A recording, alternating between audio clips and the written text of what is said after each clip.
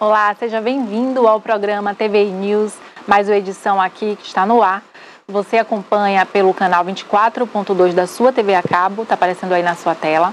Você também pode assistir o TVI News pelas redes sociais, nas plataformas, pelo YouTube, né?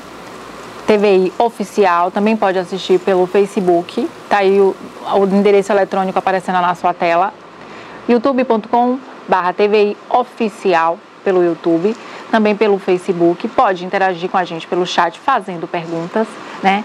E é isso aí. O TVI News está no ar. Hoje nós temos notícias, vamos atualizar você do que está acontecendo aqui em Itabuna, né? Do final de semana, a reinauguração do Centro de Cultura Adonias Filho. O governador Jerônimo esteve aqui na cidade. Vamos comentar, também temos informações sobre a política, sobre o âmbito internacional. Vamos falar da guerra da Ucrânia com o professor Roberto José, daqui a pouquinho vai estar aqui com a gente. Também vamos saber sobre a ONG Bicharada, né, com os animais aqui em Itabuna, os problemas que tem enfrentado. A Marcela vai estar aqui daqui a pouquinho, ela é presidente da ONG Bicharada, também vai estar aqui. Estão aqui presentes já nos estúdios o jornalista Joel Filho. Bom dia, Joel. Bom dia, Bárbara Oliveira. Bom dia, Marcela Andrade.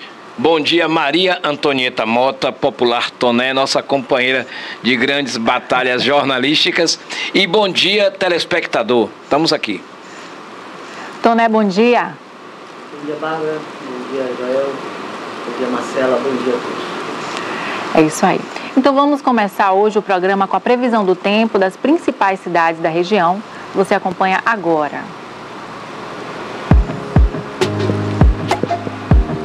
Para Ilhéus, a temperatura mínima 22 graus, máxima 28 graus, com probabilidade de chuva 24%. Tempo parcialmente nublado lá em Ilhéus. Para Itabuna, o tempo também fica parcialmente nublado, com mínima de 21 graus, máxima de 30, probabilidade de chuva 22%. Para Buerarema, a mínima de 21 graus, máxima de 29, probabilidade de chuva 10%, tempo parcialmente nublado lá em Buerarema. Para Itacaré, a temperatura mínima de 23 graus, máxima de 27, probabilidade de chuva 33%, tempo chuvoso lá em Itacaré.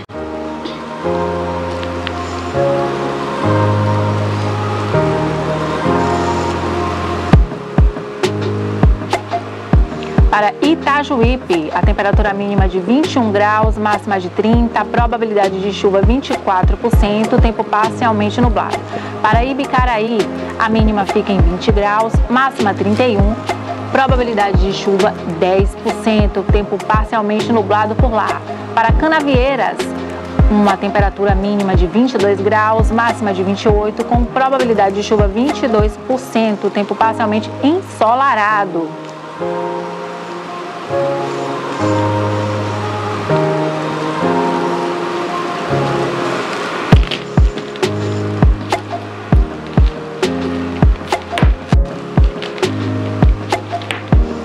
Para Salvador, temperatura mínima de 24 graus, máxima de 27, probabilidade de chuva 61%, tempo chuvoso lá em Salvador. Para Porto Seguro, a mínima de 22 graus, máxima de 27, com probabilidade de chuva 13%, tempo parcialmente ensolarado lá em Porto Seguro. Já a Vitória da Conquista, com a temperatura mínima de 16 graus, máxima de 28, probabilidade de chuva 5% e o tempo parcialmente nublado.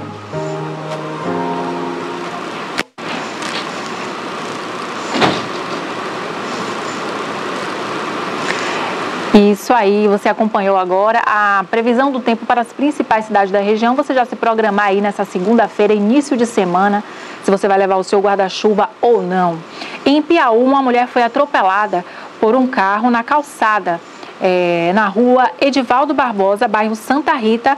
O atropelamento aconteceu pelo seu próprio companheiro, por volta das 3 horas no sábado. Eles tiveram uma discussão ali e a mulher, ela disse que ia atirar uma pedra, então ele reagiu jogando o carro em cima da vítima. Né? Segundo testemunhas, a mulher identificada pelo prenome Gislane, cerca de 31 anos, ela sofreu uma lesão na região do ombro.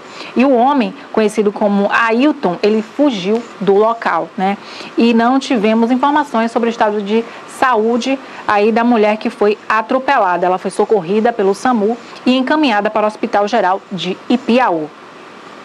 Olha, uma servidora foi presa por desviar 2,5 milhões em contas judiciais, beneficiando parentes, e comprou carros, imóveis, comprou ouro, tá? A Eliana Vita de Oliveira, de 53 anos, ela era escrevente-chefe do Tribunal de Justiça de São Paulo, né? TJ São Paulo. Segundo as investigações, ela tinha como beneficiários 5 cúmplices laranjas, né? Do esquema entre parentes e vizinhos. Então, se não tivesse ido no bolso da Eliana, esse valor desses 2,5 milhões, ele seria direcionado para o Fundo Nacional Antidrogas e o Fundo Penitenciário. Então, aconteceu esse caso aí servidora em São pública Paulo. Estadual, né? Isso, desviando, né? Tribunal de Justiça dinheiro de São foi Paulo, presa. do Estado. Exato. Olha, Toné, nós estamos aqui com a Marcela, vai estar daqui a pouquinho falando com a gente sobre a ONG Bicharada, mas já está no link o primeiro entrevistado, Roberto José, mestre Roberto José, né? Ele é especializado em segurança pública e também ele é geógrafo. Ele vai falar com a gente um pouco sobre a guerra na Ucrânia e os últimos acontecimentos, né? Bom dia, professor Roberto. Bem-vindo mais uma vez. Bom dia a todos que nos assistem, bom dia, Toné. Bárbara, bom dia também. Enfim, né? Estamos aí iniciando a segunda-feira a guerra na Ucrânia, né? Essa invasão russa à Ucrânia tem imposto, né, algumas derrotas à Rússia, né, de Vladimir Putin. E enquanto eu estiver falando, Rafa, eu peço que ele vá colocando, eu encaminho as figuras e no finalzinho um mapa para explicar como é que está a situação agora, né? O que é que acontece? O Vladimir Putin, Bárbara, achou que em uma semana dominaria toda a Ucrânia. Engano, né? Eu costumo dizer que todo mundo sabe tudo de guerra e tem planejamento de guerra até dar o primeiro tiro. É preciso confirmar o outro lado, né? Combinar com o outro lado.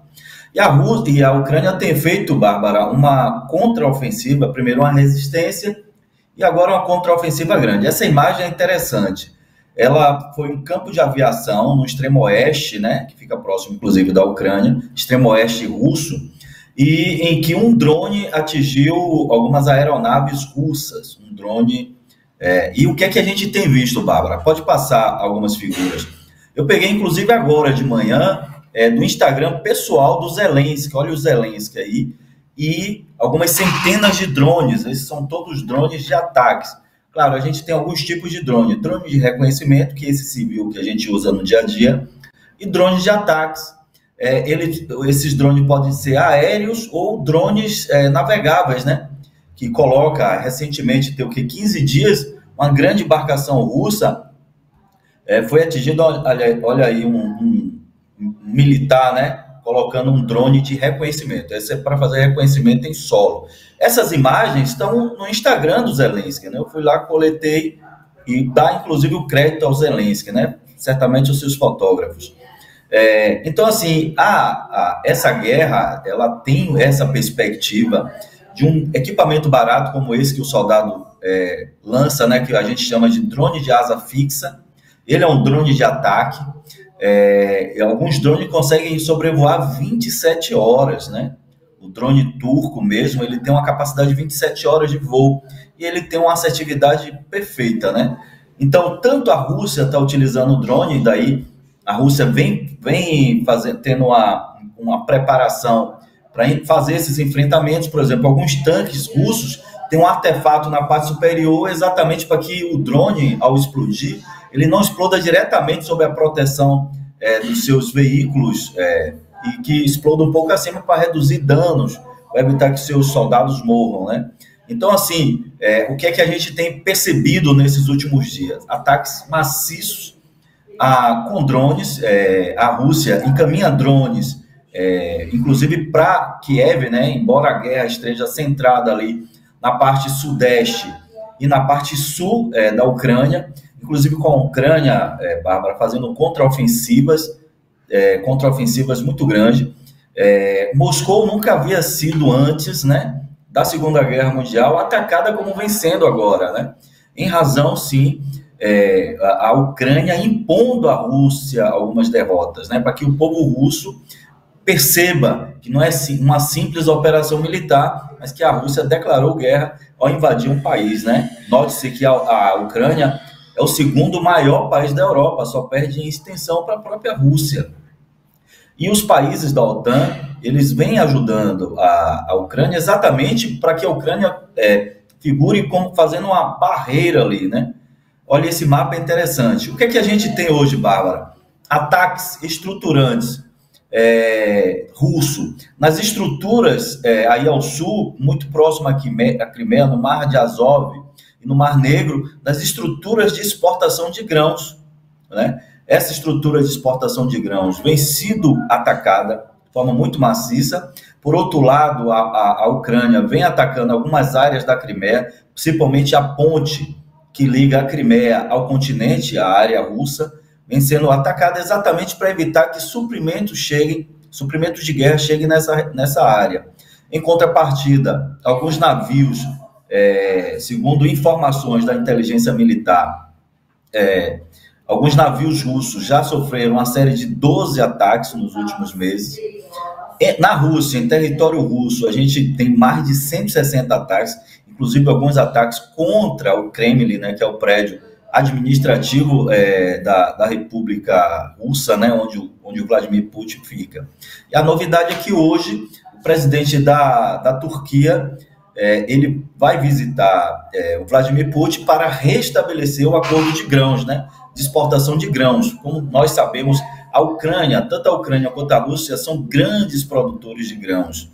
E esses grãos precisam ser exportados. Entretanto, hoje, nesse exato momento, na madrugada deste dia, a Ucrânia, exatamente nessa área de exportação ao Mar Negro, vem sofrendo uma série de ataques às suas estruturas civis. Então, a perspectiva é que as tecnologias voltadas a tanto ataque quanto a defesas, formulada por drones, eles se arrefeçam mais. Alguns países têm se especializado na produção de drones, como é o caso do Irã, que vende para a Rússia, e da Turquia, que vende para a Ucrânia, dentre outros países. A própria Ucrânia vem implementando uma produção em séries, vocês viram aí com a figura do Zelensky, né, em meio a tantos drones, que vem impondo, olha o Zelensky, vem impondo derrotas sucessivas ao Vladimir Putin e ao seu exército. Perspectiva de paz, por enquanto, nenhuma. Eu sempre costumo falar aqui que é preciso que os países, muito mais os países fora da OTAN, chamem, né, sentem à mesa, tanto com Zelensky quanto com Putin, para propor um armistício de guerra e propor uma paz, né? Um lado perde, o outro perde, para que todos ganhem. Então, essa é a perspectiva. A gente, por enquanto, não tem ainda a perspectiva de um cessar-fogo para uma construção de acordo, mas essa perspectiva começa a se avizinhar em razão do envolvimento de outros países, a exemplo do Brasil. E o que é que tem a ver essa nossa conversa com Bárbara, alguns problemas que a gente vem encontrando na África do Sul, né? Na África, no continente africano. Alguns países vêm sofrendo golpes militares, e aí eu vou pedir Pronto, esse mapa é perfeito, ele mostra que nós tivemos nos últimos 3 anos, 9 intervenções militares. E você percebe que vai de um lado a outro do continente africano, né? Do Sudão ao Gabão, né? A Guiné, a Burkina Faso, Níger. No último final de semana, o Gabão sofreu uma intervenção militar. Perceba o que é que tem de novidade. Por isso o mapa da França lá em cima é que todos esses países, que a gente chama países do Sub-Saara, né? Que está um pouco abaixo do Saara, mas também na linha equatorial, são países que foram colonizados, né? Roubados, vamos utilizar, um termo muito mais correto, que esses países colonizadores invadiam essas regiões e retiravam suas riquezas. E não é diferente, né? Hoje, como a venda, né? Esses países vendem para essas grandes nações matéria-prima, né? Que a gente chama de commodity, e compra em contrapartida produtos acabados. Aí é um exemplo bacana do Gabão, que ele vende para a França petróleo, urânio, manganês, são as principais vendas, recebe recursos, né, dinheiro, mas você não tem, essa é a característica de países colonizados, né? Você não vende tecnologia, você não vende um produto acabado, um produto industrializado, só vende commodities. E aí a gente percebe que nos últimos 3 anos, 9 intervenções militares. No Gabão mesmo, o presidente, ele fez uma eleição, só que essa eleição ficou sob suspeita e essa pessoa tem mais de 3 décadas no poder, a sua família, e vem se sucedendo. Toda essa área aí, nesses últimos 3 anos, melhor dizendo, sofreram intervenções militares e nessa região, toda essa região, por ser uma área de colônias oriundas da colonização francesa, há um desgaste muito grande com a França, que é a figura do colonizador, né? O colonizador impõe aos colonizados a sua visão e retira de lá toda a sua riqueza, né? São países empobrecidos, são países, Bárbara, que muitas vezes essas guerrilhas internas, essas guerras que a gente chama de guerras civis, tem por trás uma indústria armamentista que quer vender arma, muito mais trocando por ouro, por pedras preciosas. Quem assistiu o filme Diamante de Sangue, que é um clássico, versa bem sobre isso. E a gente tem nos últimos 3 anos intervenções militares nessa área geográfica, que é extremamente importante, vai do Mar Vermelho até o Oceano Atlântico, né? Passando aí pelo Sudão, Chad, Níger, Burkina Faso, Guiné-Bissau, e o último aí foi o Gabão, que é um grande fornecedor de matéria-prima, um dos grandes produtores mundiais em petróleo. E qual é a relação com a Rússia, né? O Grupo Wagner, que é uma empresa paramilitar, né, de mercenários russo, né, a serviço da Rússia, esse Grupo Wagner tem influência, Bárbara, nessa área. E o que é que eles fornecem para essa turma aí, para esses militares golpistas? Eles fornecem treinamento de alta qualidade, né, do exército russo, né, porque boa parte do Grupo Wagner pelo menos os cabeças pensantes, são russos, né, são russos. Eles fornecem treinamento e armamento e recebem, em contrapartida, tanto da Rússia quanto desses países, dinheiro, né? E a influência do Grupo Wagner, que agora com a possível morte, porque, Bárbara, vindo da Rússia a gente não consegue ter certeza de muita coisa, a possível morte do ex-líder do Grupo Wagner, né? O Prigozhin, com essa morte dele, outras cabeças, né, outros gerentes dessa empresa, desse grande grupo de mercenários, tem uma influência nessa área. E a Rússia tem uma intenção, primeiro, para vender seus produtos industrializados, principalmente no âmbito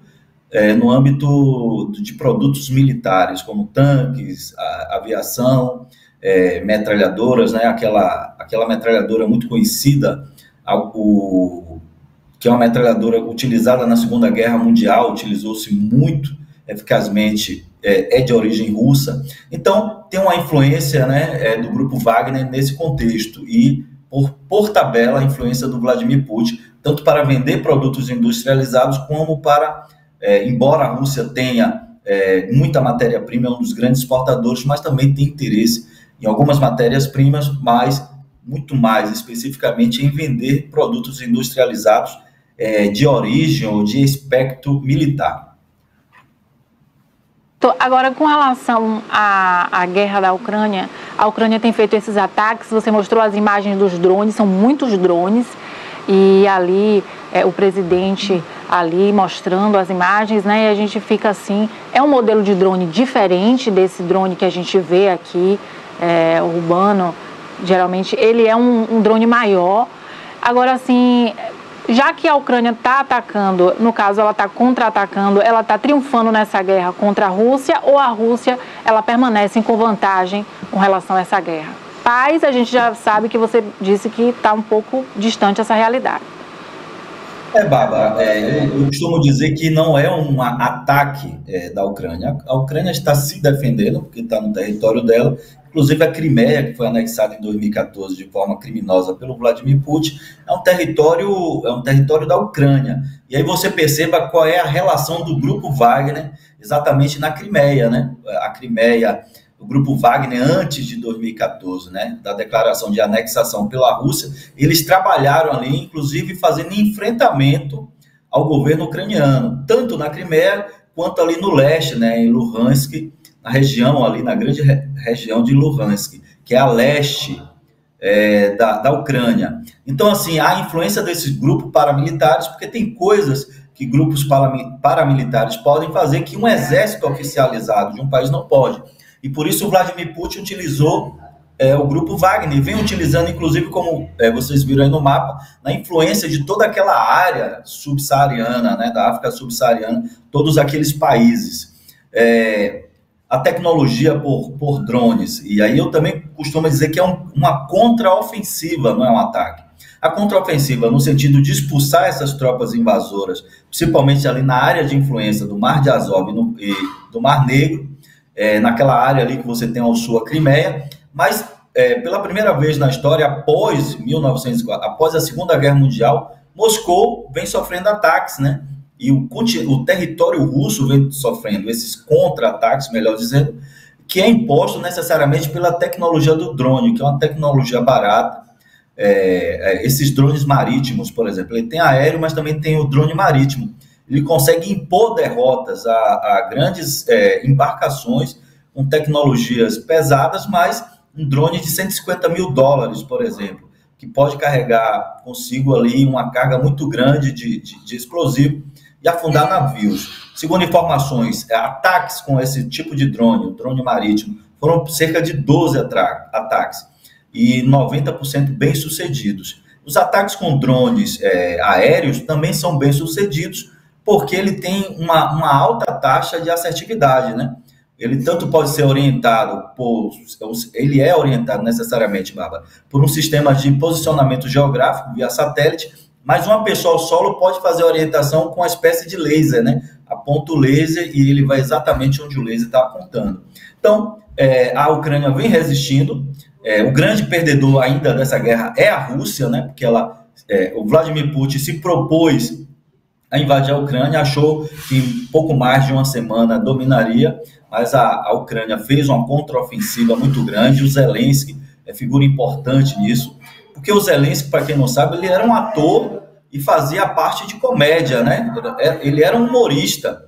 E o Zelensky, de humorista, passou a ser um grande estrategista militar, de mesma estatura como outros grandes que surgiram no mundo, né? Então ele é um cara muito sério, embora tenha vindo dessa área, tem demonstrado aí vitórias sobre a Rússia, que invadiu, achou que dominaria em 1 a 2 semanas, e a Ucrânia fez uma contraofensiva, vem fazendo uma contraofensiva muito grande e retomando territórios antes ocupados por tropas russas. Sim. Bom dia, Roberto. Roberto, essa guerra de drones é uma tecnologia nova. Agora, por que está dando certo? Eles são mais difíceis de ser interceptados porque vão mais baixo, é isso? Como é isso? Porque a Rússia está bem preparada, tem baterias antiaéreas, tem todo um dispositivo que pode derrubar tudo e interceptar, inclusive. Como é que não consegue interceptar esses drones? E quem surgiu primeiro? De quem foi a iniciativa? Foi da Ucrânia, esse tipo de armamento, de utilizar esse tipo de tecnologia. Olha, esse tipo de tecnologia, o primeiro país a utilizar para a guerra é Israel, né? O Estado de Israel. Eles têm drones que é capaz de carregar uma faca na ponta. Como tem um dos líderes da Al-Qaeda, que tem uns 2 anos, que estava na varanda de um prédio, e um drone americano de tecnologia israelense decapitou o sujeito, né? O drone decapitou, não foi um drone de explosivo. E se consegue botar drones com pequenas quantidades de explosivo para acertar a testa de alguém, por exemplo. Então a tecnologia cresce muito. O país que iniciou isso foi o Estado de Israel, mas hoje quem constrói drones com tecnologias embarcadas fantásticas, tanto a Ucrânia. A Ucrânia tem alguns drones de reconhecimento, mas também de ataque, que pode sobrevoar 27 horas. Imagine isso. Mas o Irã também hoje, Toné, que é parceiro, o Irã é parceiro da Rússia, produz drones de ataque com alta taxa de eficiência. Aí você tem o chamado artilharia, né? Artilharia aquelas baterias antiaéreas, né? De proteção, como o Tomahawk, como o domo de ferro, né? Do Estado de Israel, que tem uma assertividade acima de 90%, tanto para abater drones quanto para abater possíveis mísseis, né? Então, ele tem uma assertividade grande, mas você não pode, por exemplo, a Ucrânia cobrir todo o território ucraniano com essas baterias antiaéreas. E aí, de forma assertiva, o Zelensky coloca essas baterias antiaéreas nas áreas mais populosas, a exemplo de Kiev, né, que é a capital ucraniana. Os drones são armas de baixa valoração. Valoração não, ela tem um custeio baixo, né? Por exemplo, você consegue... Carregam explosivos e vão em áreas determinadas que eles já...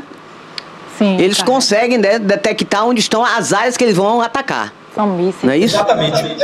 A gente tem drones que carregam com ele mísseis, por exemplo, e eles chegam à distância e disparam o míssil, e o míssil tem uma assertividade muito grande. Mas também existem os drones kamikazes, né? Que ele se joga sobre uma determinada estrutura e explode com o choque dele aquela estrutura. São os kamikazes.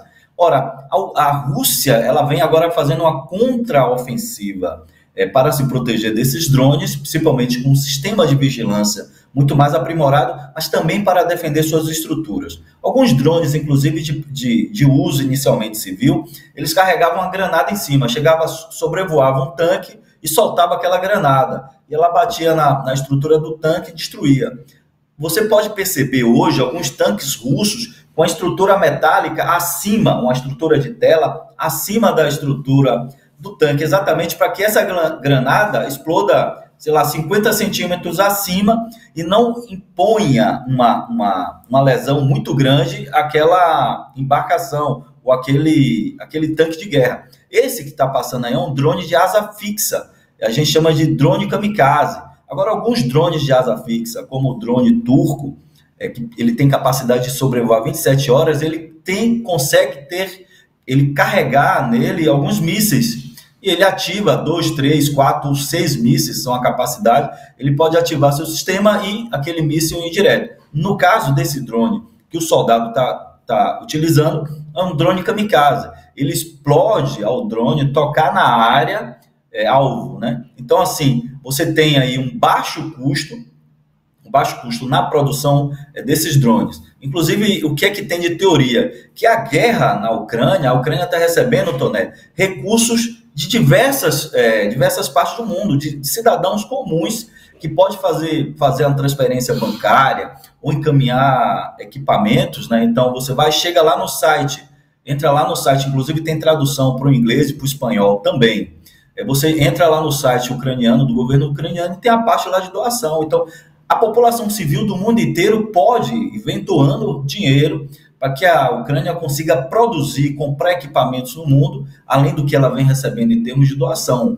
Então, ela tem essa outra frente, que a Rússia não tem, que é receber dinheiro, recursos de cidadãos comuns do mundo inteiro, para que a Ucrânia possa produzir cada vez mais e mais equipamentos de guerra.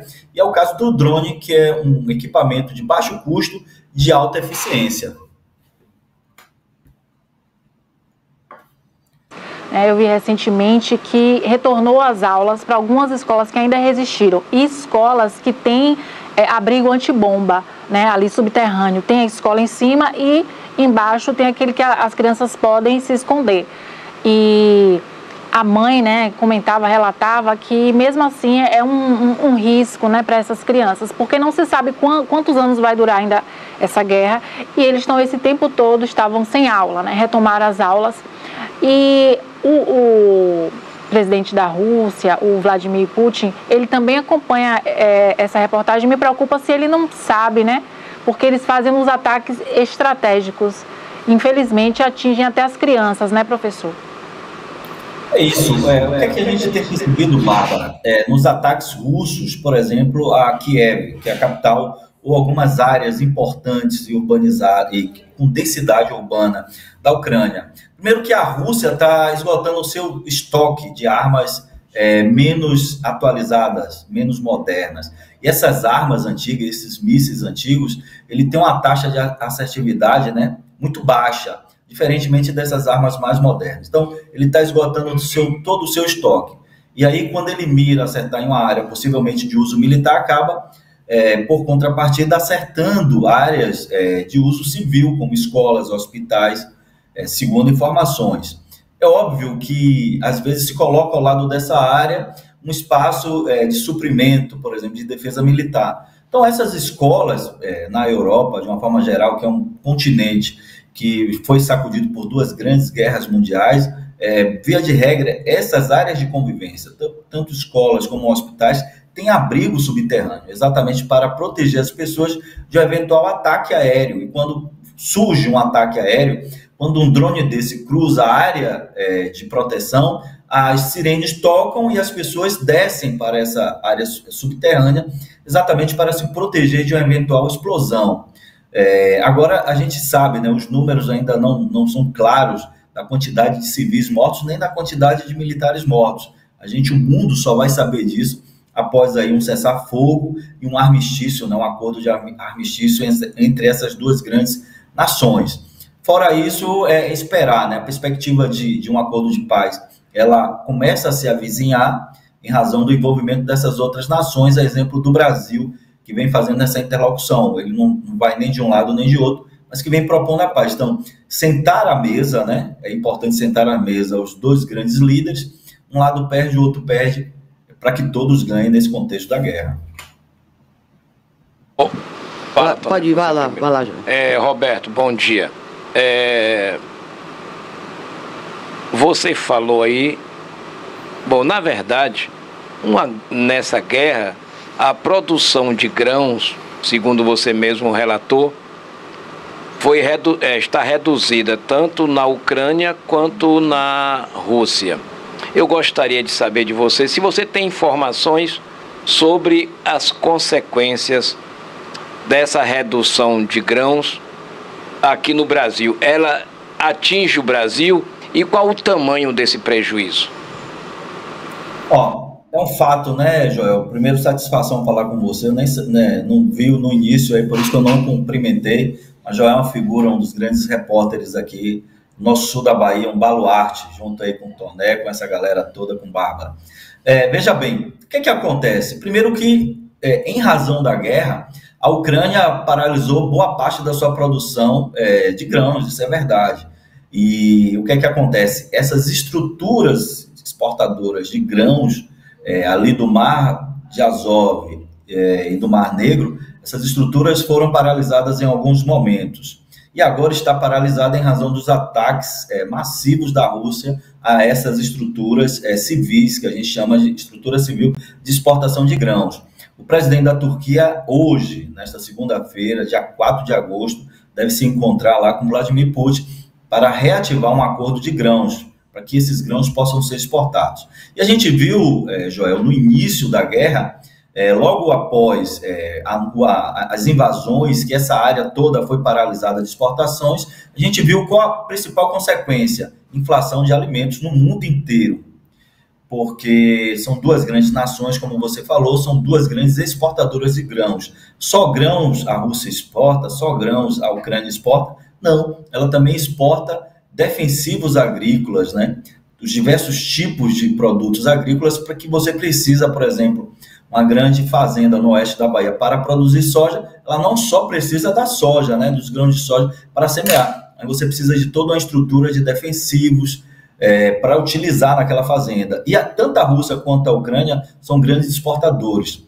Daí a importância de, numa visão estratégica, a gente não depender só desses defensivos importados, né? No caso do Brasil, importar, chamar para si. Mas a gente estrategicamente precisa produzir também para que nós não sejamos dependentes disso. Então, a consequência direta no início foi o aumento da inflação para o mundo, a inflação de alimentos. Isso pode impactar de uma forma ou de outra a inflação agora de alimentos no mundo.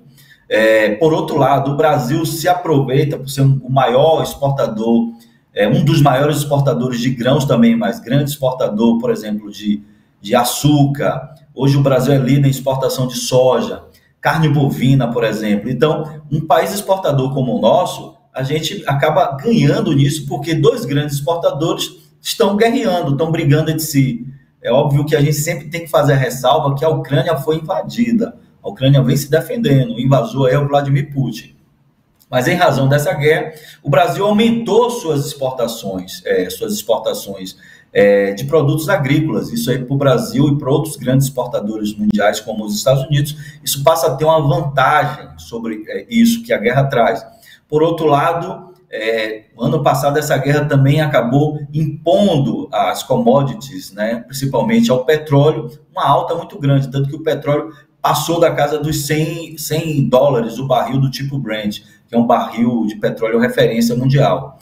Mas aí são esses dois contextos. A guerra, ela impõe, se esses grãos não são exportados como deveriam, a inflação ao mundo, a inflação de alimentos ao mundo. Por outro lado, tanto a Ucrânia quanto a Rússia vem diminuindo a sua produção, e principalmente a Ucrânia, porque você tem toda uma estrutura perdida. Por exemplo, quando o rio Dnipro, ele foi aquela estrutura de barramento do rio Dnipro, sofreu aquele ataque, muito provavelmente praticado, feito pela Rússia, porque ela explodiu de dentro para fora, alguém montou toda uma estrutura de explosivo e tocou, né? O barramento daquele rio servia a grandes áreas de irrigação na Ucrânia, e que hoje já não pode mais utilizar, porque o barramento do rio foi explodido. Isso impacta, Joel, de forma direta, a capacidade de produção da Ucrânia. Quando um ataque, como aconteceu na madrugada desta segunda-feira, a estruturas portuárias ali do Mar Negro, isso atinge diretamente a capacidade de exportação desses grãos, que vai impor, de uma forma direta, inflação sobre alimentos no mundo. Quando você reduz, por exemplo, a exportação de milho ou exportação de soja, que esses alimentos servem diretamente para a produção, por exemplo, de óleos, mas para a produção de ração animal. Aí você vai impactar diretamente a produção de carne, por exemplo. No Brasil, a gente vive hoje uma super safra de carne bovina, por isso que o preço da arroba de carne bovina baixou no Brasil, mas aí a gente vive uma situação de safra, entre safra, esses preços acabam se regulando aí ao longo do tempo. Roberto, vamos voltar aqui no negócio da guerra. A Ucrânia não integra a OTAN. Integra, não? Não, a Ucrânia não integra. Inclusive, uma das... Muitos países por detrás que estão ajudando, inclusive os Estados Unidos, não é isso? É isso. A Ucrânia, inclusive, uma das razões de Putin de invadir é porque a Ucrânia fez uma carta de intenção de se integrar à OTAN. E aí o Vladimir Putin argumenta que isso seria uma ameaça à soberania russa e por isso invadiu. Na verdade, o Vladimir Putin tinha a intenção de invadir e utilizar qualquer tipo de argumentação. O que é que a OTAN faz? Os próprios Estados Unidos, como você bem disse, Toné, eles vêm, através da OTAN, fornecendo equipamentos, armamento, treinando o exército ucraniano para fazer essa contraposição aos intentos de Vladimir Putin. Ora, quem lembra do início da Segunda Guerra Mundial, quem leu, não que a gente viveu naquele período, mas quem leu sobre a Segunda Guerra Mundial percebe que o Hitler começou de forma lenta invadir terras, né, invadir países, invadir a Polônia, invadir áreas, e sem dar um único tiro, né, e a Europa nada fez. Então, inclusive com esse trauma da Segunda Guerra Mundial, a OTAN se propõe a utilizar a Ucrânia como esse grande aparato, né, de fazer essa contraforça à Rússia aos intentos belicistas e expansionistas desse czar do século XXI, que é o Vladimir Putin. Então, ela acaba servindo muito bem nesse contexto, tanto histórico quanto contexto de estratégia, né? É estratégico para a OTAN barrar Vladimir Putin ali na Ucrânia, né? Por isso que a OTAN vem fornecendo, vem doando dinheiro, vem doando equipamentos, vem inclusive estimulando, né, treinando o exército ucraniano e admitindo que pessoas de qualquer país do mundo que tenham condições de lutar, vá lá na Ucrânia, faça o contrato, se morrer, e a morte é muito certa numa guerra, né, a família será indenizada em alguns, eu acho que são em $150 mil.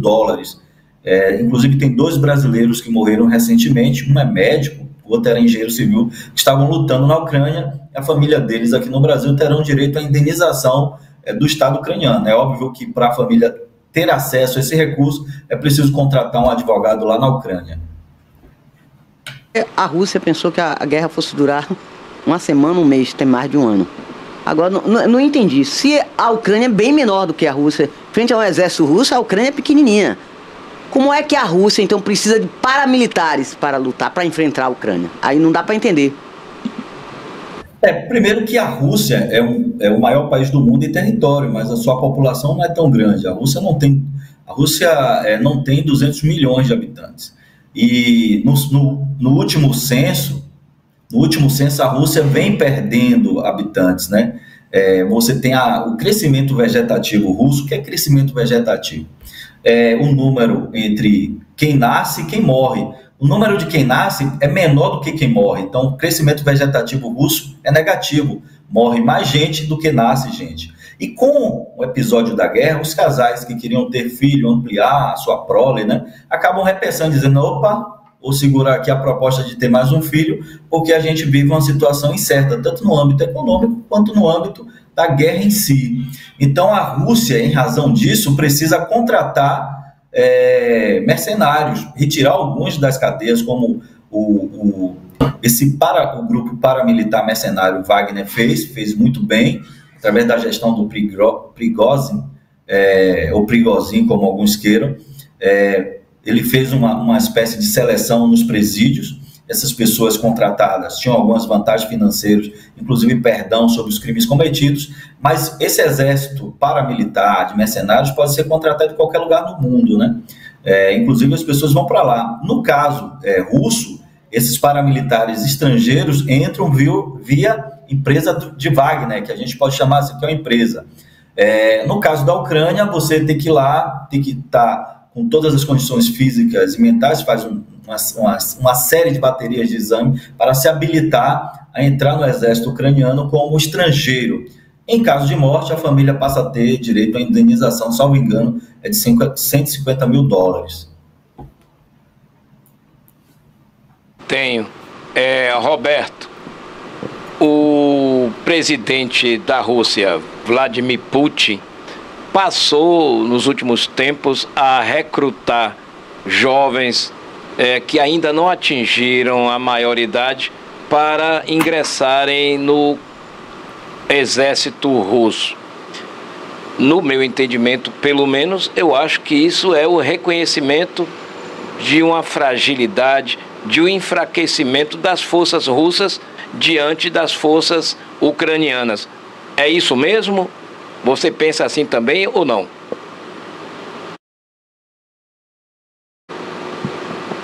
Conseguiu ouvir, professor? Deu uma congelada na imagem dele. Pode repetir a pergunta ou não? Acho que ele caiu. Saiu do ar? Ele caiu. A gente estava falando com o professor Roberto José, o mestre geólogo, e ele estava conversando sobre a guerra na Ucrânia, né? Os impactos dessa guerra até para o Brasil. Mas a conexão dele caiu, no caso. Tem algum retorno dele, Hugo? Ainda não.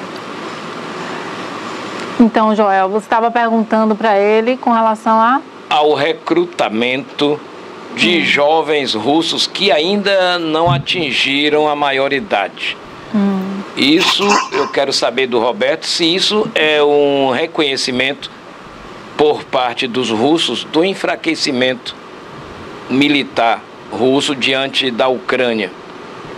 Esse recrutamento de jovens que ainda não atingiram a maioridade, Roberto. A internet aqui tinha dado uma falhada e por isso travou, caiu aqui. Eu vi a pergunta. O que é que acontece, Joel? O Vladimir Putin vem agora sofrendo uma série de rejeição no território russo, né? Porque embora ele controle toda a sua internet, seja proibido falar em guerra, eles falam em operação especial na Ucrânia. Vem caindo a intenção, inclusive diversos jovens, centenas de milhares de jovens fugiram, estavam na idade militar, fugiram da Rússia para não ter que lutar na guerra do Putin. Não é a guerra da Rússia, né? Não é defender o território russo, embora a Rússia hoje venha sofrendo alguns ataques em seu território, mas em razão de um contra-ataque, de uma defesa da Ucrânia, que é o território invadido por Vladimir Putin, né? Quem invadiu o território não foi a Rússia, não foram os russos. Quem invadiu foi o Vladimir Putin, dentro daquilo que pensa sua mente doentia, sua mente belicista ou belicosa. Só que Putin, Joel, vem estabelecendo uma série de estratégias, tanto para atrair estrangeiros para compor o grupo Wagner, quanto para ampliar a oferta de jovens, de militares, a integrar o seu exército. Então, a lei russa permite que jovens, a partir dos 16 anos, possam integrar para começar a parte de treinamentos. e a partir daí entrar em campo de batalha. Claro que, em se tratando de Rússia, toda a informação que vem de lá, ou que possa se chegar, a gente sempre tem que desconfiar, porque o regime é muito fechado, ele não permite que por exemplo, uma equipe internacional entre lá e comece a fazer pesquisa, não se permite isso. Então, alguns dados são dados que a gente não confia totalmente em razão disso, mas o Vladimir Putin vem perdendo a aceitação popular em razão da guerra. A Rússia vem sentindo os impactos, inclusive de recessão econômica, né? A Rússia deixa de integrar as 10 grandes nações em termos de PIB. O Brasil agora, com esse crescimento de quase 3%, chega à 8ª posição, né, de nações mais ricas, ou de produto interno bruto mais rico, mais pujante do mundo, melhor dizendo, a Rússia, em razão das sanções. E essas sanções impõem, por exemplo, a McDonald's retirou todas as suas lojas, né? Cancelou todas as franquias, a Coca-Cola, né, a Heineken, por exemplo. Então, marcas importantes do mundo acabaram saindo da Rússia. Isso impõe à Rússia, de uma forma ou de outra, um choque econômico. Por outro lado, como a gente vive a crise, uma crise de energia, a Rússia vem exportando muito, tanto combustível quanto o petróleo bruto, né, que a gente chama, essa commodity, e isso vem contrabalanceando essa questão econômica. Mas no território russo, a gente vê uma recessão econômica, vê uma população aceitando cada vez menos, né?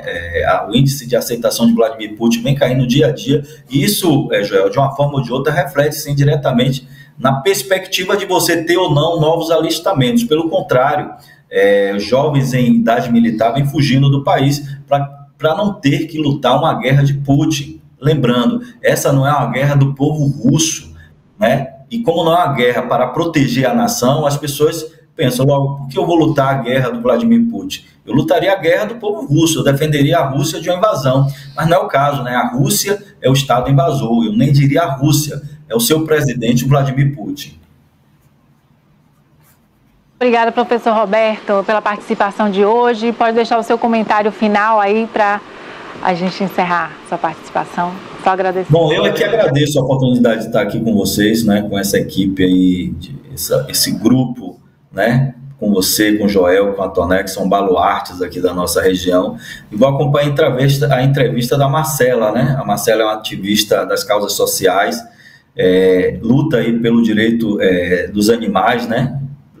Dos animais domesticados, que tem uma relação direta com a saúde pública, né? Muitas vezes as pessoas, alguns mal intencionados ou mal informados dizem assim, mas essa coisa de estar protegendo o cachorro, de dar condições a cachorro, é preciso priorizar o humano. Gente, as zoonoses são doenças que atingem o ser humano, que se os animais não forem tratados ou não forem acolhidos com o devido cuidado, o ser humano pode pegar doença, por exemplo, diversas, né? Marcela deve falar isso aí. Então, vou acompanhar. Marcela é uma ativista social aqui da nossa região, da nossa cidade, e merece todo o nosso apoio. Um forte abraço e até a próxima.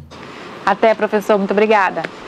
É isso aí que o professor Roberto falou, né, com relação à nossa próxima entrevistada, a nossa convidada, a Marcela Andrade, que ela é presidente da ONG Bicharada aqui em Itabuna, vai contar pra gente as principais dificuldades que ela está enfrentando, né, e os eventos recentes que ela organizou. Bom dia, Marcela, bem-vinda. Bom dia a todos os telespectadores.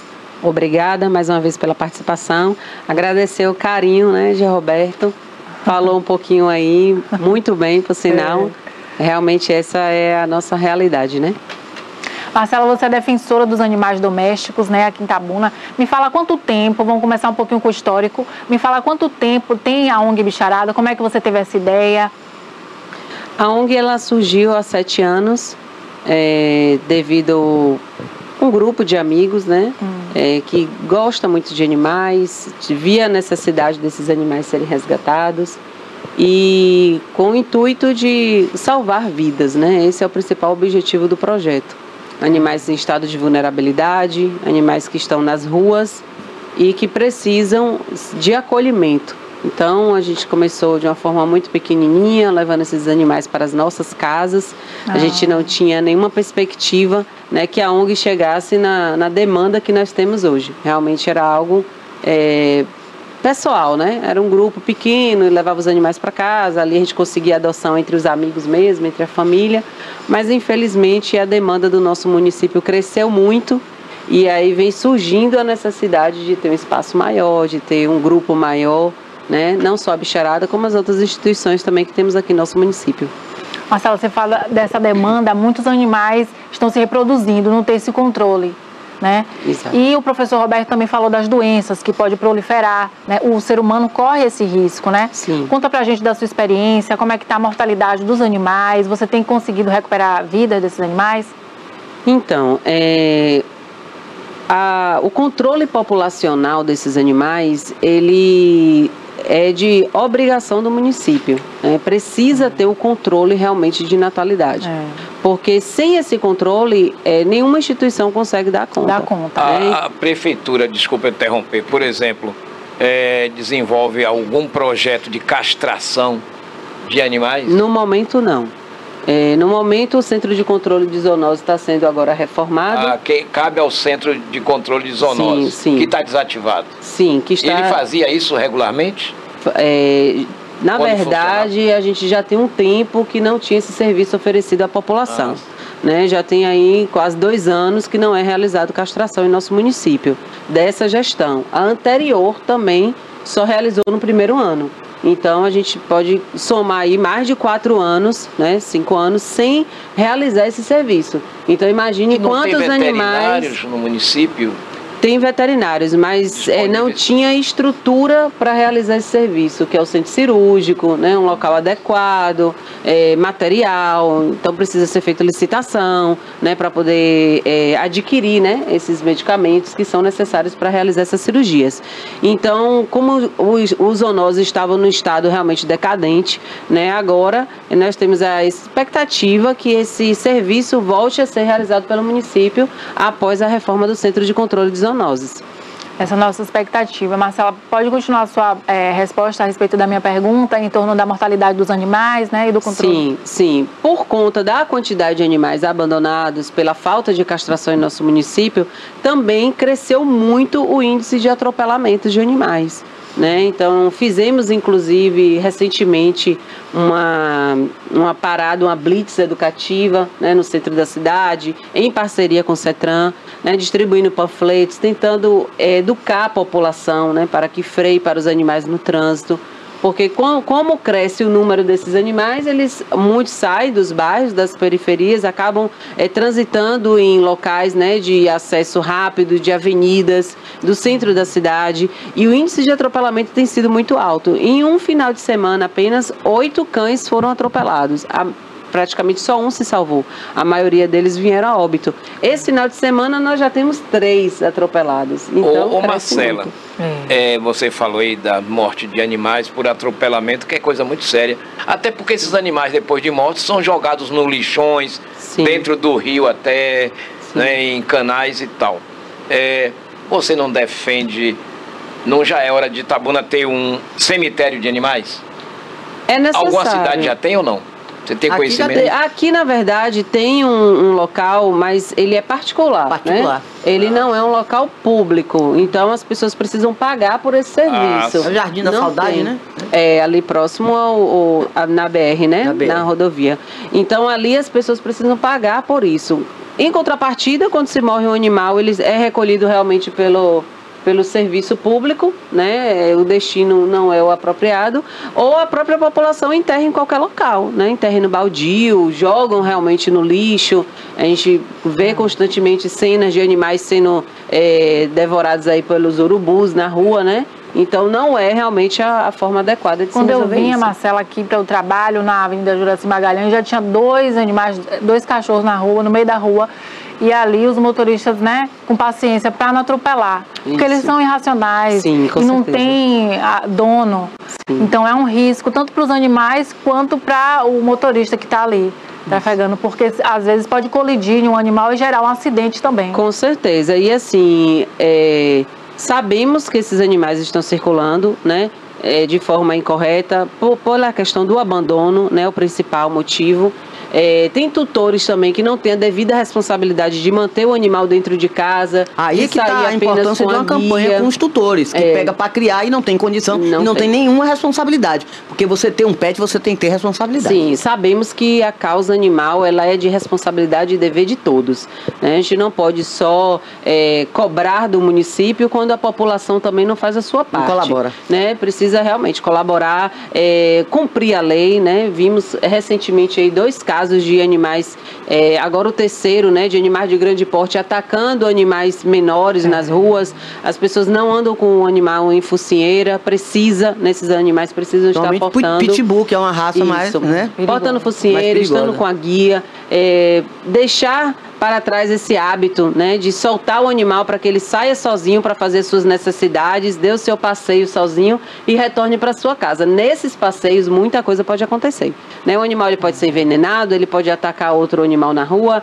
ele pode ser atropelado, pode atacar crianças também, né? Então as pessoas precisam ter a devida responsabilidade, mas infelizmente isso só vai ocorrer quando tiver punições, né, severas, tiverem leis que realmente cobrem, né, do cidadão, porque a gente só sente quando é no bolso, infelizmente. Enquanto está causando um dano ao terceiro e essa pessoa ela não é responsabilizada por isso, então infelizmente a gente não chega a lugar algum. Marcela, você mencionou sobre envenenamento.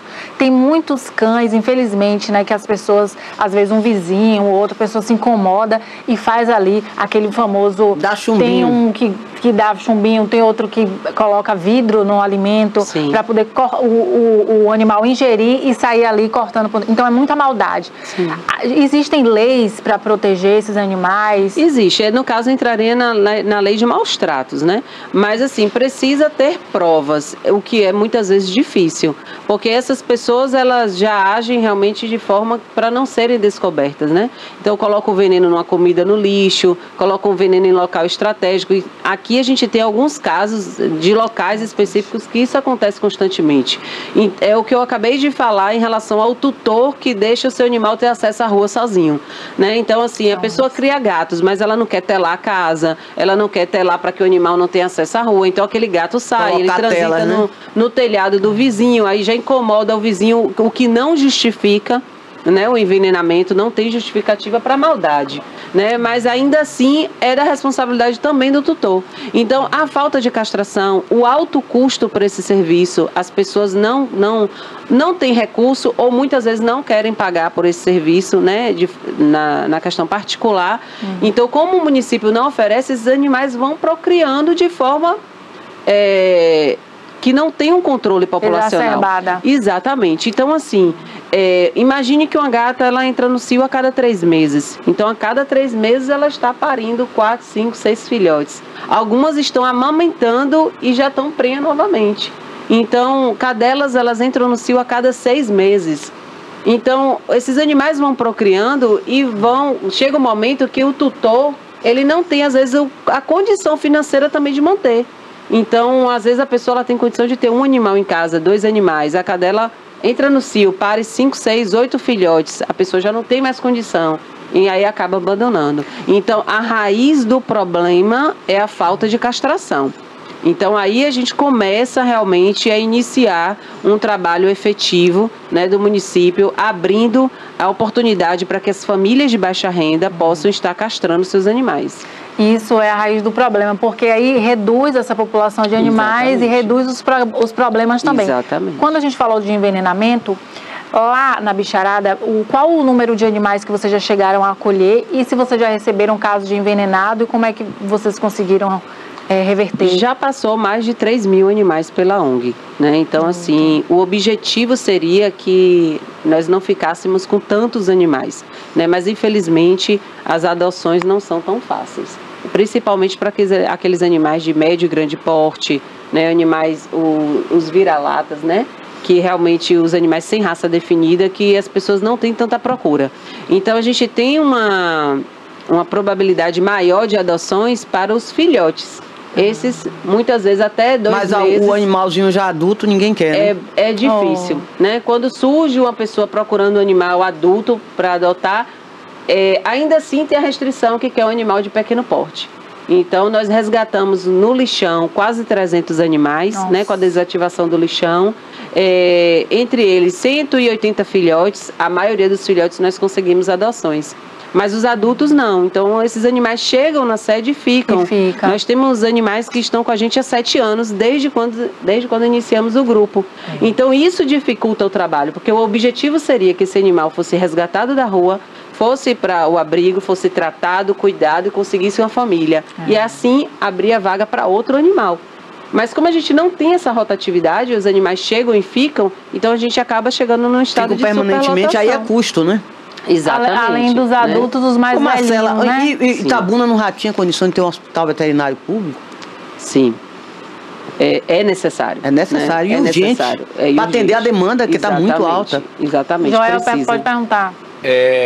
Marcela, obviamente que depois dessa entrevista sua aqui na TVI, alguns telespectadores que estão nos vendo podem querer ajudar a ONG Bicharada. Sim. Como é que essas pessoas poderiam ajudar? Elas têm que ir à sede da instituição? Qual é o telefone? Como a pessoa que queira ajudar pode realmente ajudar a Bicharada? Nós temos as nossas páginas. E que tipo de ajuda mais vocês precisam? O carro-chefe é ração e material de limpeza. Realmente é o que é mais necessário para poder manter, né, a estrutura do abrigo. Nós temos as 2 páginas na rede social, que é o @bicharada1, que é a nossa página no Instagram, e Resgate da Bicharada, que é a nossa página no Facebook. Ali nós temos voluntários, né, que ficam disponíveis sempre que possível, né, respondendo às pessoas, indicando pontos de apoio, que as pessoas podem deixar as doações próximo das suas casas. A maioria dos pet shop aqui em Itabuna a gente tem parceria, então cede espaço também para poder receber doações. Então, quem mora no bairro de Fátima tem um ponto próximo, quem mora no São Caetano tem um ponto próximo, para poder facilitar, né, essas entregas. Então, hoje a maior necessidade realmente do abrigo é ração e material de limpeza. Marcela, esses rumores de que a Bicharada vai fechar é verdade e por quê? Então, devido à quantidade de animais que nós temos hoje, que são em torno de 500 animais no abrigo, fora os animais que estão em lar temporário, né, de protetores. Mas de pequenos, médio porte, qual é o tamanho? Pequeno, médio porte, cães e gatos, né? Então, mas gato deve ter mais, Marcela? A gente tem em torno de 220 gatos no abrigo. Então, a ONG ela está endividada. Essa é a nossa realidade. O que a gente consegue arrecadar no mês não é suficiente para poder suprir a necessidade. Então, a gente acaba realizando cirurgias de emergência que a gente não consegue quitar. O que arrecada não é suficiente para poder pagar aqueles custos. Essas clínicas que prestam serviço, por mais que tentem ajudar, também não consegue fazer tudo gratuito, né? Tem um custo da clínica, tem um custo da mão de obra do veterinário, tem os materiais utilizados. Então eles dão desconto, fazem a baixo custo, dão prazo para que a gente possa pagar, mas ainda assim a gente não consegue honrar todos os compromissos. Então chega no final do mês... Custa uma despesa média de quanto mais ou menos, Marcelo? Olha, a despesa médica gira em torno de quase 15 mil por mês. Né, entre cirurgias e atendimentos emergenciais. E a gente tem um custo... Só despesa médica, né? Despesa não estamos falando médica, de alimentação. A gente tem um custo de alimentação de 25 mil por mês, né, para ração de cães e gatos. Então, quando a gente coloca esse custo, a gente não consegue suprir. Então, tem mês que a gente compra a ração e não consegue pagar as despesas externas. Tem mês que a gente, se for pagar as despesas externas, falta ração no abrigo. Então, essa é a nossa realidade, o que acaba a gente chegando próximo realmente de fechar as portas, porque chega um momento que a gente não consegue, vai se endividando, não dá para fechar as contas. Não dá para poder fechar as contas, né? Então a gente vai estar, a gente está sempre realizando eventos, né? A gente realizou esse final de semana agora um chá de tortas, mas que não paga a ração da semana, né? Então, por mais que a gente esteja ali pedindo às pessoas a contribuição, como aconteceu agora o festival, muita gente entrou em contato, doou as tortas, né? Ficamos felizes por isso, né? Por esse apoio, mas a demanda é grande demais, né? A gente tem 3 animais agora na fila de espera para passar por uma cirurgia ortopédica, né? Uma cirurgia ortopédica hoje ela gira em torno de R$ 1.500 a R$ 2.000. Então, imagine que tem 3 na fila de espera. Então, só aí tem R$ 6.000 para ser arrecadado para cachorros. São 3 cães que foram atropelados. né? Então, 3 animais aguardando. Então, a gente faz campanha em rede social, a gente pede ajuda, mas como a gente se sente, na verdade, como um grãozinho, né, no oceano, que a gente não consegue realmente alcançar esse objetivo. E a demanda não para. Todos os dias são pedidos de ajuda de animais em sofrimento. E vocês resgatam esses animais abandonados? Porque na rua tem muito animal. Lá no São Caetano é um absurdo na porta do animal. Mas de animais isso, abandonados. Devido à lotação do abrigo, hoje a gente só consegue ajudar aquele animal que está num estado precário e extremo. Aquele animal, no caso de um atropelamento, que ele já não tem como ficar na rua. Né? Animais com fratura exposta, animais que é uma situação de extrema dor. Aí a gente acaba, às vezes, levando até para as nossas casas. Né? Porque o abrigo, locais que não poderiam ter animais já tem. Depósito, área de serviço, que não são canis, né? Não é um local apropriado. E a gente acaba, na verdade, acolhendo por ver o sofrimento do bicho, de não conseguir fechar os olhos para aquela situação. Então, isso aí a gente vai caminhando para o buraco, né? Porque não tem como manter tudo isso. Agora, essa campanha, essa campanha educativa tem que ser regulares e tem que realmente serem muito fortes junto à população que não tem condição de criar um bicho, então não pega o bicho para depois abandonar o bicho. Exatamente. Se você não tem condição de dar alimento, de dar conforto, dar carinho, nada, depois larga na rua, bota na porta dos outros, larga nas estradas, nas rodovias. Isso é um absurdo. Sim. Isso é um crime. Sim. Marcela, o seu trabalho é muito bonito da sua equipe, né? Vocês estão de parabéns. E que a gente sabe que é uma organização não governamental. Não governamental. Mas o município pode ajudar se quiser, porque ele vê a condição da cidade. E que isso beneficiaria a todos, né? No caso, você tem apoio da gestão atual, recebeu alguma ajuda? A gestão atual, ela vai nos ajudar, inclusive, agora com a Expo Pet, né? Que é um evento que a gente vai estar realizando no dia 30 de setembro. E 1º de outubro. A instituição ela não recebe verba fixa, né? Nem do município, nem do estado, nem federal, ela não recebe verba fixa. O que a gente, na verdade, conta muitas vezes com esse apoio de estar realizando o evento, como a gente vai fazer agora, né? A prefeitura vai nos ajudar com a estrutura. O legislativo também não chega junto, não, a Câmara?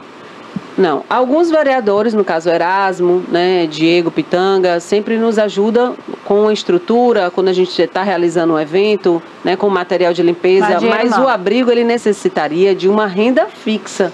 Algo que a gente pudesse contar mensal, né? Pelo menos para garantir a alimentação daqueles animais. Já que a gente tem a ajuda dos voluntários que vão no final de semana, né? Tem despesa de água que foi sanada, graças a Deus aí, né? Com o nosso poço artesiano, que foi uma iniciativa do vereador, né? Erasmo e Artésio, a empresa, né, juntos com outros apoiadores, instalaram esse poço, o que aliviou muito.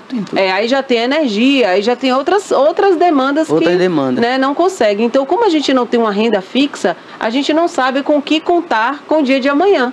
Né? Então, hoje a gente recebe uma quantidade de ração que uma empresa doa. Semana que vem a gente já não tem mais nada. Né? Então, é aquela dificuldade. Onde é que fica a sede, hein, Então, a gente não divulga em rede social e nem na TV, né, na mídia, porque infelizmente as pessoas né, agem de má fé, abandonam esses animais nas portas. Então, nenhuma instituição de proteção animal, infelizmente, podem divulgar o endereço.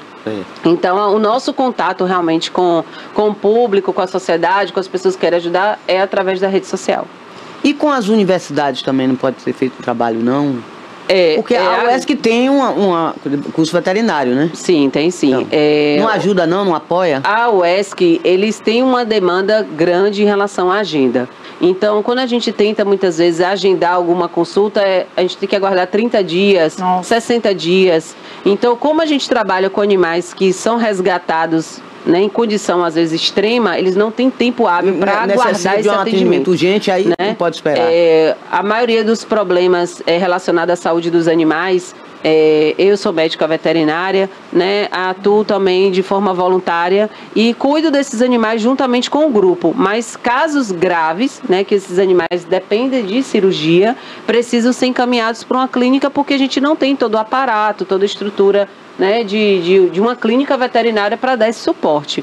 E aqui a gente tem um apoio algumas vezes também da faculdade, da Anhanguera, que a FTC, mas quando tem aula prática, né, vai ter uma aula prática, os alunos estão precisando de um animal para realizar aquela aula, e a gente leva o animal, né, tenta unir o útil ao agradável, leva o animal e esse animal é atendido lá sem custo algum. Entendi. Mas a nossa demanda... a aula prática para atendimento. Aproveita a aula prática para o atendimento. A gente tem recebido, né, esse apoio. Mas o grave realmente são os acidentes, são os animais que sofreram algum tipo de trauma e que precisam de cirurgias, né, cirurgias de grande porte. Aí realmente é o custo maior. Como eu citei, né, agora há pouco, a situação desses 3 cães que estão aguardando cirurgia ortopédica e que é caro, o município não oferece, as faculdades no momento também não tem condição de oferecer, né? As castrações, que a gente acaba recorrendo à clínica particular, porque é obrigação da instituição doar esse animal castrado, né? Então a gente resgata esse animal, cuida, recupera a saúde quando física, entrega para adoção, tem que ser entrega castrado. Então esse custo a gente tem castrado e particular, vermifugado, tudo. Vacinado, tudo direitinho, né? A vacina antirrábica é gratuita, as outras não são. Então a gente precisa comprar essas vacinas para manter a saúde desses animais em dia. Para uma pessoa que tem um animal já tem um custo alto, imagine uma ONG. Que ela disse que já chegou a ter 3.000 animais ali. Já passaram pela instituição. Já passaram ali pela instituição. E hoje tem 500 animais. Hoje tem 500 animais. Você que é veterinário, que está assistindo o TV News, ou alguém vai compartilhar com você, você vai receber aí esse programa aí no seu celular, ou você vai assistir na televisão da sua casa. Eu acho que também tem você pode as pessoas, principalmente quem tem animais, ajudar a bicharada, né, dando esse apoio de atendimento até cirurgia, porque é muito caro. Muito caro. Né? Marcela, é importante esse apoio. Vocês têm apoio mínimo, né? Gera um custo. Sim, que gera custo, né? E gostaria muito de aproveitar essa oportunidade, né, para também convidar os empresários que queiram apoiar a Expopet, né? Vai ser um evento gratuito, aberto ao público. A gente já tem, inclusive... Vai ser aonde, Marcela? Vai ser de frente à Câmara dos Vereadores, no estacionamento da Câmara dos Vereadores. Aquelas avenidas principais vão ser fechadas no dia do evento. Então a gente vai ter muito...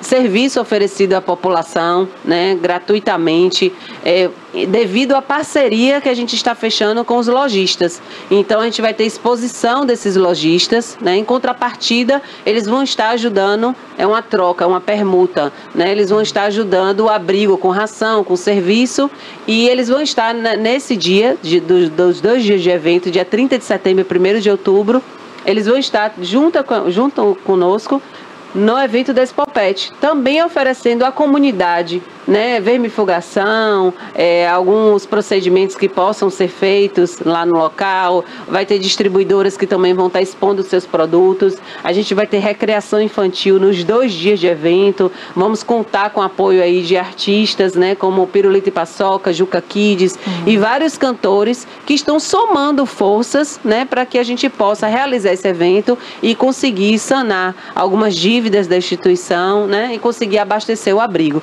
E além da bicharada, também vão ter outras instituições de proteção animal que vão estar presentes com a gente no evento. Aqui tem outras? Tem? Tem, sim.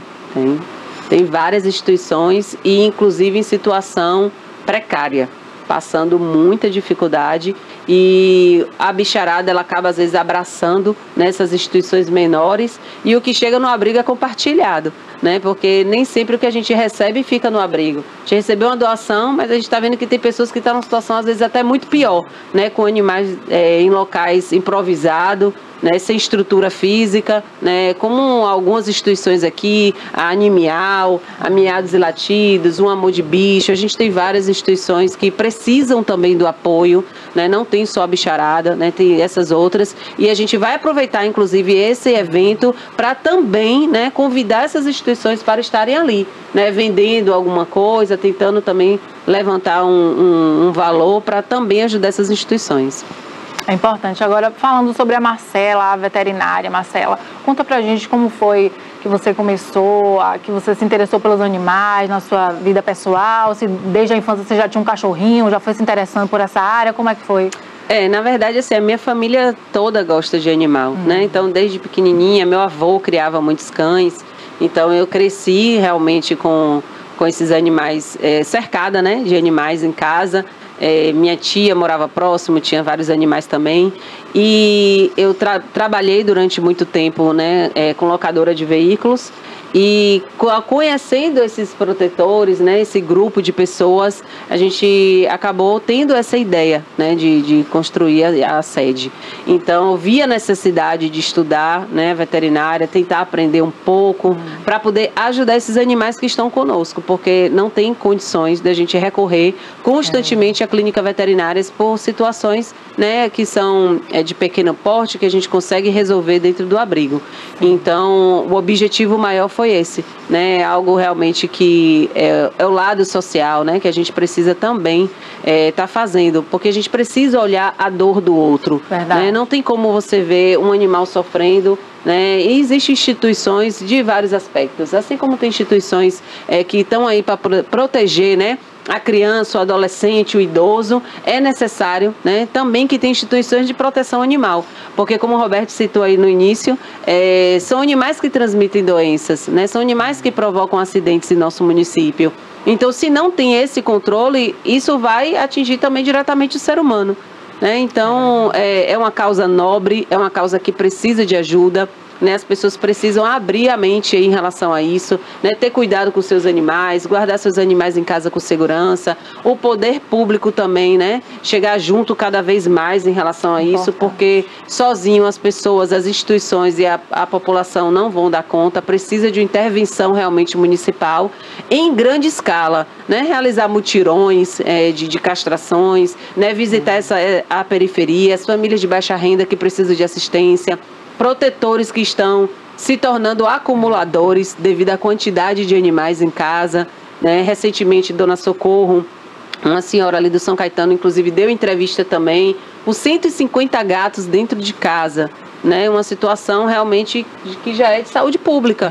Então, se as instituições, né, que estão à frente desse trabalho não têm apoio, imagine como estaria um caos aí o nosso município, né, sem apoio e sem essas pessoas realizando esse serviço aí. Quando você estudou veterinária, porque você preferiu os animais de pequeno porte, você não escolheu os animais de grande porte? Ou você também está envolvida com todos os tipos de animais? Então, a instituição, ela não tem hoje um local que ela pudesse acolher animais de grande porte. Mas o nosso município, eles contam aí com a parceria, né, com a contratação de uma empresa que faz esses resgates, né? A gente tem visto aí constantemente animais de grande porte soltos em nosso município, atravessando as vias, essa semana mesmo eu vi graves. Uma vaca com bezerro atravessando, todo mundo parando às 10 horas da manhã, em frente ao colégio da Polícia Militar. Constantemente, né? Na Beira Rio, avenida, nas grandes avenidas. E a gente tem também, né, solicitado aí ao poder público que venha intervir, né, de uma forma mais severa. Tem que jogar duro com esses criadores, que aqui não pode ter curral urbano. Isso aqui não é roça, mas isso aqui é uma cidade, é uma metrópole. Tenha paciência. Você quer criar vaca leiteira no quintal da sua casa, tenha paciência. Com certeza. E assim, a grande dificuldade é que são os mesmos criadores que estão sendo advertidos várias vezes, né? E continuam. Então, assim, a nossa lei precisa mudar. Né? Tem que ser mais rígida. Exatamente. Seu criador soltou seu animal, não tem local para o animal pastar, não tem um local apropriado, ele precisa perder a guarda desses animais.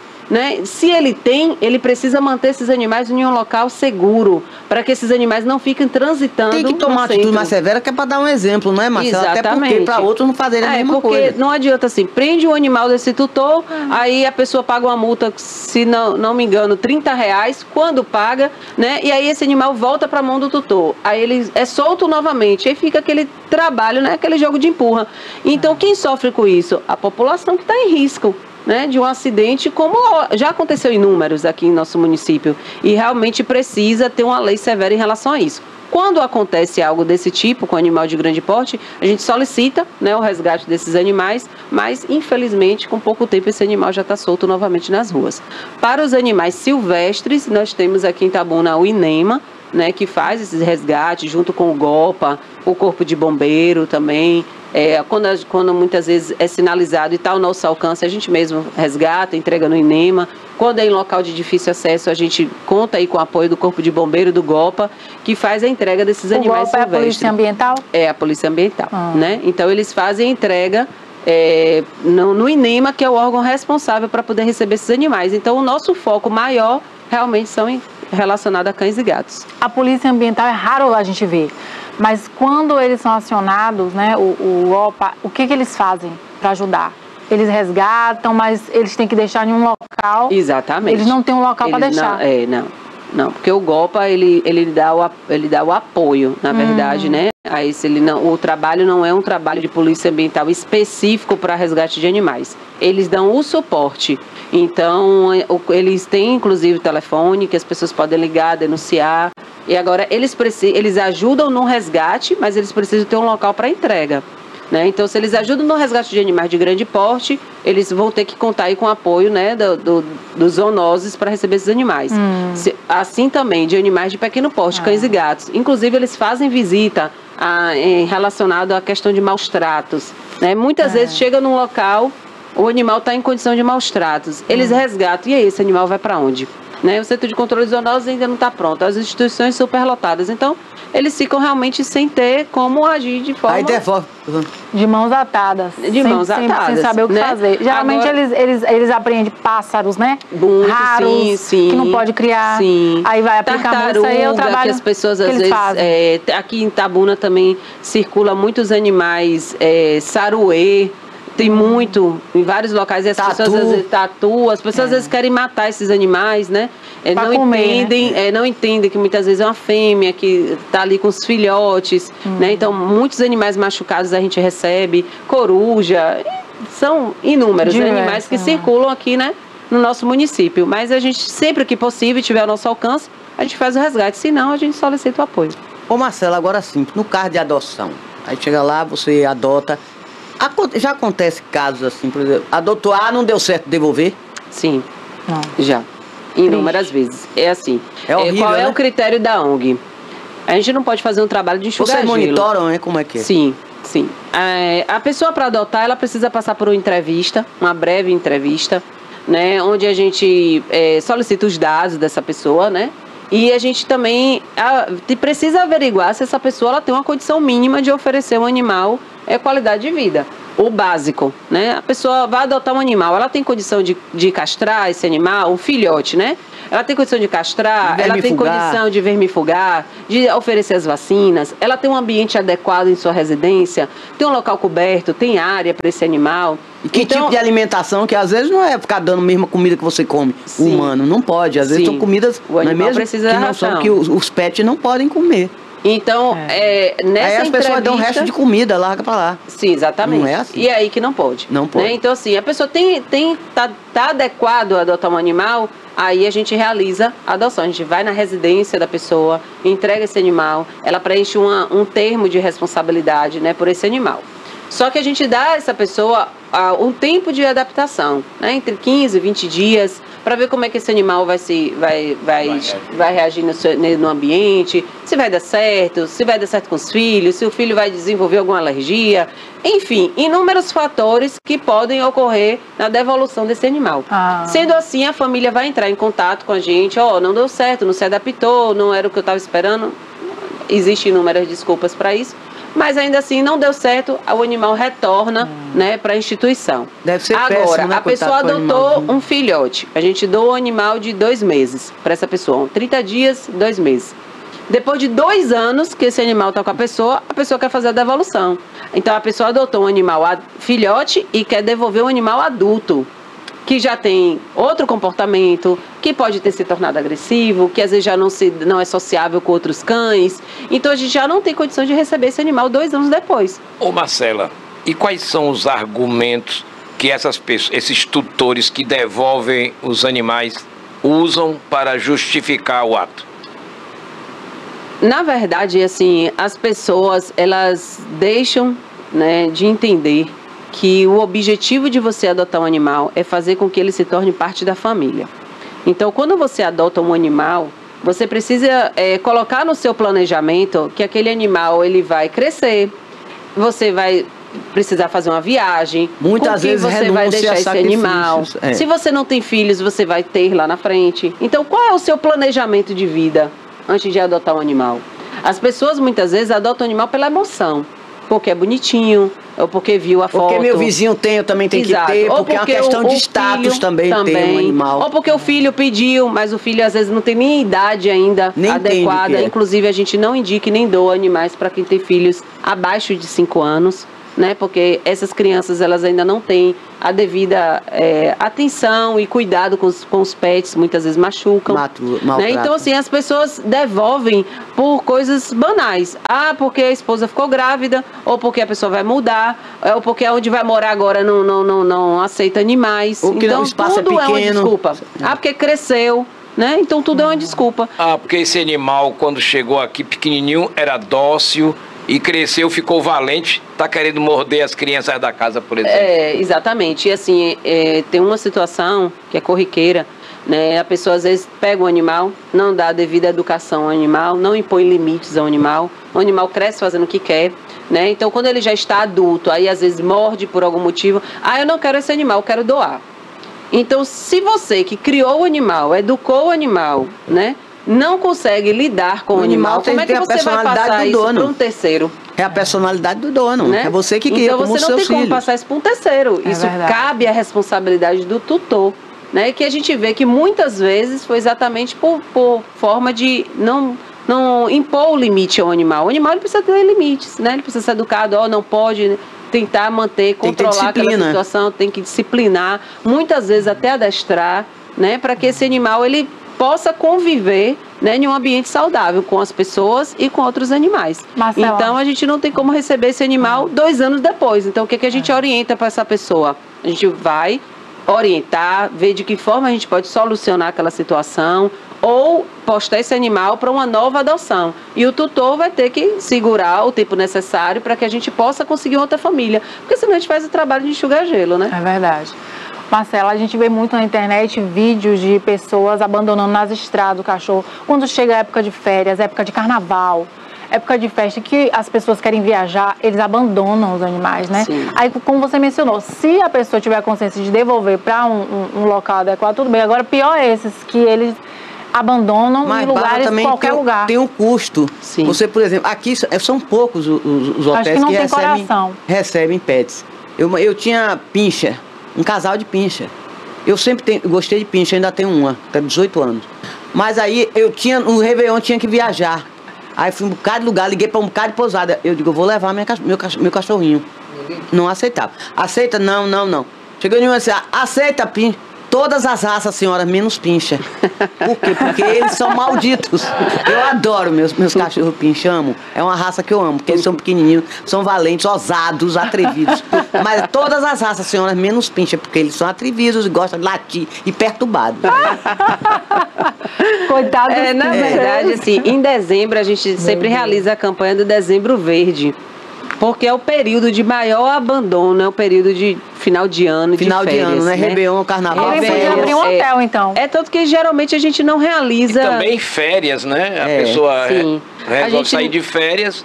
a gente não realiza. Mas se o cão faz parte da família, você tem que levar, Joel. Você não consegue colocar no hotel, você não tem condições no hotel para ficar lá os cuidados. Apesar de que o animal fica meio complicado, fica tristinho e tudo, mas socializa. Sim. Você vai passar uma semana, tudo bem. Não é um mês nem 2. É como eu falei, a pessoa para adotar um animal, ela tem que ter um planejamento.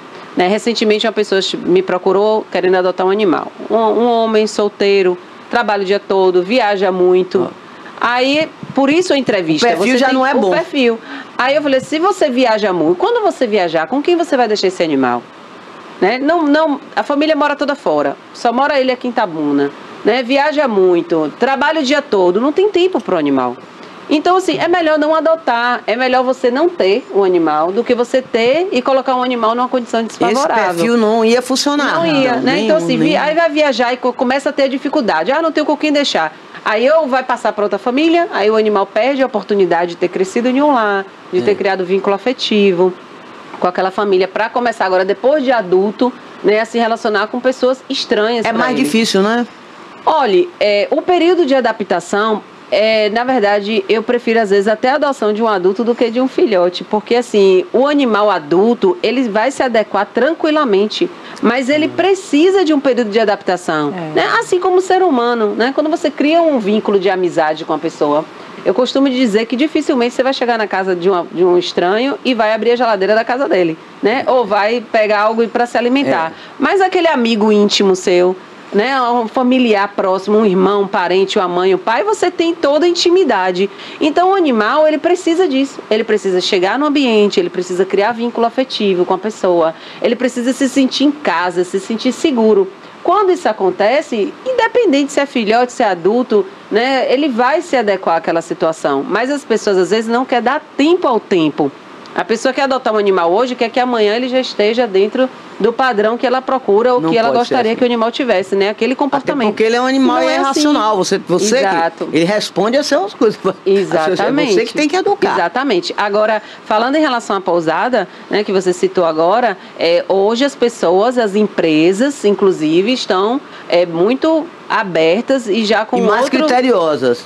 Mas assim, já aceitam animais. Né, em shoppings que antigamente era completamente aqui mesmo proibido, agora já aceita, né, pode entrar com animais, estabelecimento comercial, né, até restaurantes. Então isso, o tutor que deseja viajar com o seu pet, ele vai buscar, né, essas empresas que podem oferecer esse serviço para ele. Exatamente. Né, e esses ambientes de restaurante e tudo. Transporte mesmo, São Paulo mesmo tem o transporte urbano que alguns já aceitam você entrar no ônibus com os seus animais. Aqui em Itabuna, por exemplo, tem vários motoristas de aplicativo, né, de Uber, que aceitam levar animais tranquilamente. Eu tenho contato de vários. Né, o ônibus, ele tem um critério que você precisa transportar na caixa de transporte. Né, porque mas ele não vai no porta-malas, vai em cima, porque uma amiga minha sempre viaja de avião e tudo, vai de ônibus daqui para Salvador, é um risco de perder. leva ele bonitinho, ou então paga uma poltrona para ele, mas tem que ser na caixinha. Sim, tem que ser, porque aí já tem outros passageiros, né, que pode correr o risco do animal às vezes morder, independente do porte, pode acontecer. E não vai deixar ele solto, se balançando transitando dentro do ônibus. Então, correto é que a pessoa leve na sua caixinha de transporte, mas pode levar. E também tem um peso, né? Acredito que, salvo engano, é até 10 quilos. Que a pessoa pode transportar. Essa amiga minha viaja para Itália, ela leva ele no avião. Sim. Aí acima disso já precisa. Agora dá um remedinho sempre, porque o período de voo é muito longo. Sim. Dá um remedinho, tudo controlado. Todos os cartões de vacinação, tudo. Para quando descer lá não ter problema. Ela viaja sempre, vai e volta com ele. É um risco essas viagens, porque o animal pode ser extraviado ou pode também fugir, como já ocorreu. Já. E aí, minha filha, é como se perdesse um ente querido da família. Você não vai largar mais ele naquele bagageiro, que era um absurdo aquilo. Aquilo é uma loucura que se fazia contra os bichinhos. Agora você já pode levar lá em cima junto com você. Sim. Agora, Marcelo, agora dentro dos padrões, cada empresa aérea tem os seus padrões. E assim, o tutor também tem muito cuidado com a caixa, né? Principalmente gatos, né? A maioria deles tentam forçar ali a portinha, tentam fugir porque ficam numa condição de estresse muito grande. Então sempre está reforçando, né, a caixa, amarrar direitinho, não confiar apenas na travinha, mas reforçar isso daí para que não tenha risco, porque muitos casos que nós vemos, principalmente em aeroportos, é isso. É o animal, ele às vezes, o tutor só faz só utiliza aquele trincozinho simples da caixa, plástico muitas vezes. Vão lá e o animal, no momento de desespero, porque ele não entende o que está acontecendo, ele acaba entrando em pânico, força a caixa e foge. Então, tentar reforçar, né, para que isso não aconteça. Viu, Marcela, como eu estava comentando, eu já tive gato, eu gosto muito de animais. Já tive gato, já tive cachorro. Agora, eu particularmente observei que os cachorros são mais dóceis e também eles são mais apegados ao ser humano. Será que essa foi uma experiência isolada? É que diz que gato tem amor à casa e os cães têm amor aos donos, né? Não, na verdade o que acontece é o seguinte, cães e gatos eles têm um comportamento realmente diferente. O gato, ele precisa de um período maior de adaptação do que o cão, né? Porque o gato, principalmente o adulto, a gente tem um critério, a gente só doa gato adulto para quem tiver suas casas teladas, né? Janelas principalmente. As janelas precisam estar teladas. Por quê? Tem que ter telas, né, de proteção. Precisa ter tela. Por quê? Porque o gato, ele já sofre muito mais do que o cão em relação à ansiedade, ao estresse. Então, quando ele muda de ambiente, ele vai procurar um lugar para fugir. E aí as pessoas falam... Agora eles são mais independentes, né, Marcelo? São mais independentes, mas ele já tem uma dificuldade de adaptação maior. Então não é que o gato ele é apegado à casa, é porque ele precisa se adaptar àquela casa. A partir do momento que ele se adapta àquele ambiente e ele se sente seguro naquele ambiente, aí ele já não foge. Mas se ele fugir, ele volta? Se ele não for castrado, ele não volta. O que a gente indica? Que você acabou de citar, a castração, né? Porque os gatos, a maioria deles, eles saem em busca de fêmeas no cio. Quando volta todo arrasado, porque estão brigando por conta de fêmeas no cio. Então, quando eles são castrados, eles já não procuram triste, isso né? daí. Aí eles já ficam mais em casa. Faz dó, viu? É melhor castrar, né? Castrar.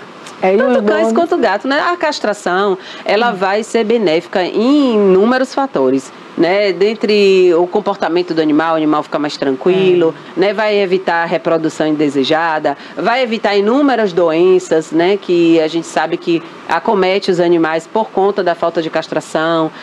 As pessoas têm o hábito de aplicar a injeção, né? Anti-cio ou anticoncepcional em fêmeas, não tem indicação. Esses são produtos que já deveriam ter sido extintos do mercado veterinário.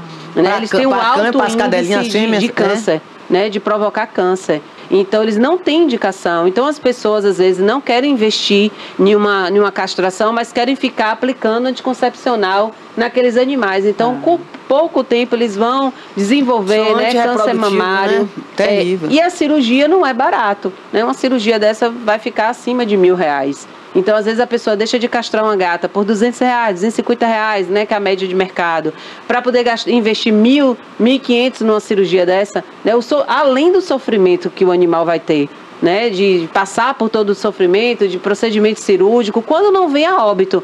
Porque muitas vezes, quando os tutores vão procurar, né, esse atendimento, as fêmeas já estão com as mamas desenvolvidas, com tumores já, né, com um volume muito maior, e muitas vezes não consegue nem salvar. Então, a castração, ela é a indicação, né? Ela é a indicação para a resolução de vários problemas, né? Desde das doenças, como o controle populacional, como o comportamento desses animais. Então, a indicação é castrar. Agora, Marcela, só uma última pergunta. Se essa castração observa que o animal ganha peso, isso é normal? E também, às vezes, eles ficam mais tristes, isso é verdade ou não? Não existe o animal ficar triste. O que acontece, muitas vezes, é que o animal, eles ficam mais tranquilos. Então, eles tendem a dormir mais. Né? Eles acabam ficando mais calmos. Mas dormem muito. O controle da alimentação é o mesmo que o tutor precisa ter. Né? Porque, às vezes, o tutor oferece alimentos que não são adequados. Né? Oferece carne com gordura, oferece comidas que não é indicado. Então, o animal, ele acaba ganhando peso por isso. Mas se você mantém... Meus cães são castrados, todos mantêm o mesmo peso desde quando castrou. Né? Então, você dá alimentação proporcional, né, ao peso daquele animal e que seja adequada. Marcela, no caso de gato, você tem que dar alimentação 3 vezes ao dia ou você determina ou depende deles? A alimentação 3 vezes ao dia, ela é indicada mais para filhotes que estão em fase de crescimento. Né? À medida que esse animal ele cresce e chega à fase adulta, você já reduz essa quantidade de alimento, que já não é mais necessário. Não precisa ser 3 vezes. Né? Não precisa ser 3 vezes. Tem veterinários que indicam uma alimentação 1 vez ao dia, tem outros que indicam 2 vezes ao dia. Eu acredito que 2 vezes ao dia é melhor, né? Porque o animal ele não fica tanto tempo ali ansioso, né? Em jejum, aguardando aquele alimento.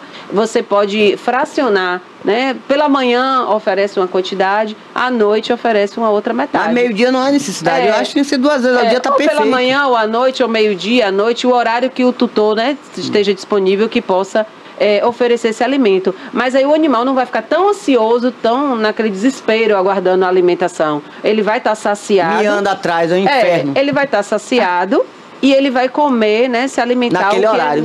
E o que é necessário para deixar ele tranquilo, né, e bem alimentado, sem o ganho de peso.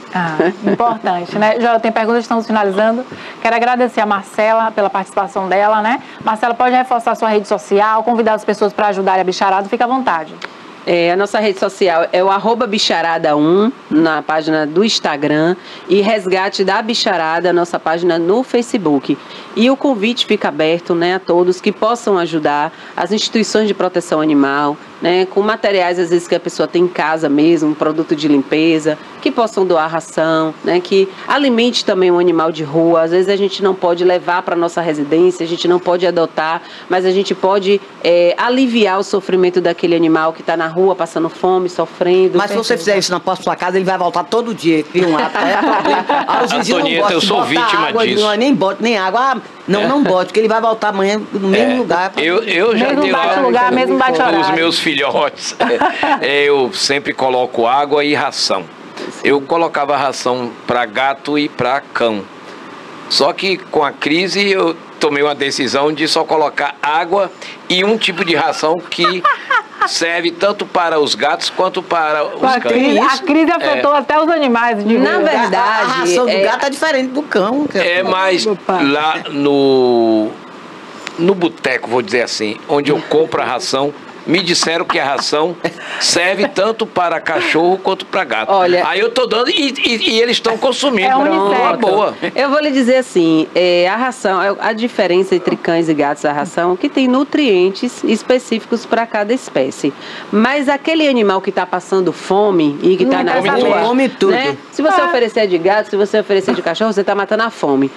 Não vai fazer mal para o cão se ele comer uma ração de gato, né? No momento de desespero, de fome, você vai escolher na ração específica, importante alimentar e matar a fome do bicho. Agora, para aquele animal que você tem na sua residência e que você cria esse animal, o ideal é que você dê a ração adequada, porque ele precisa dos específica, nutrientes. né? Pra cada Específica para cada raça, né? Assim como tem a ração de passarinho, né? Tem a ração de cavalos e outras espécies, da mesma forma para cães e gatos. Mas não está fazendo mal, não. Está fazendo bem. Está alimentando. O importante é isso. Né? E, Obrigada, inclusive, eu vou passar essa orientação para uns vizinhos lá. Depois que eu comecei a fazer isso, eu já percebi que tem pelo menos uma vizinha que já colocou 2 vasinhos na porta da casa dela, com ração e água. Aí eu vou já questionar, olha, vê se a ração é adequada, se é para cão ou para gato. Quando você coloca a ração na porta, é para o animal que vai passar com fome. Você nunca vai conseguir controlar qual animal vai comer. Mas o importante é que o que passar vai comer, vai encontrar uma comidinha. Isso aí. Né? Matar a fome de um animal é um ato solidário, né? De amor ao próximo. Porque o próximo não é só o ser humano. O próximo é o animal e todo aquele que esteja em condição vulnerável, né, em sofrimento, e que precisa que alguém estenda a mão para aquela situação. Então isso é uma atitude de amor, né? A gente precisa compartilhar isso, porque onde falta amor, falta tudo. Ó, com Marcela a gente tem assunto para ficar aqui o dia todo, porque a gente gosta de animal. Tem que voltar mais vezes, Bárbara. A gente quer falar sobre isso, mas agradeço. A gente precisa dar um programa especial. Marcela, muito obrigada, Marcela, viu? Obrigada, pelo seu carinho. Né? A mídia, o apoio de vocês é fundamental para que a gente possa continuar esse trabalho aí voluntário. Né? Porque sem o apoio a gente não consegue alcançar aquelas pessoas que têm o desejo de ajudar e que não têm a informação necessária de como ajudar. Sucesso aí pra vocês, eu espero que a bicharada não feche e você que está assistindo também possa ajudar, tá bom? Agora vamos ver a reinauguração do Centro de Cultura Adonias Filho, que teve uma programação diversificada. É a reinauguração do Centro Cultural Adonias Filho e a TVI vem conferir tudo de perto.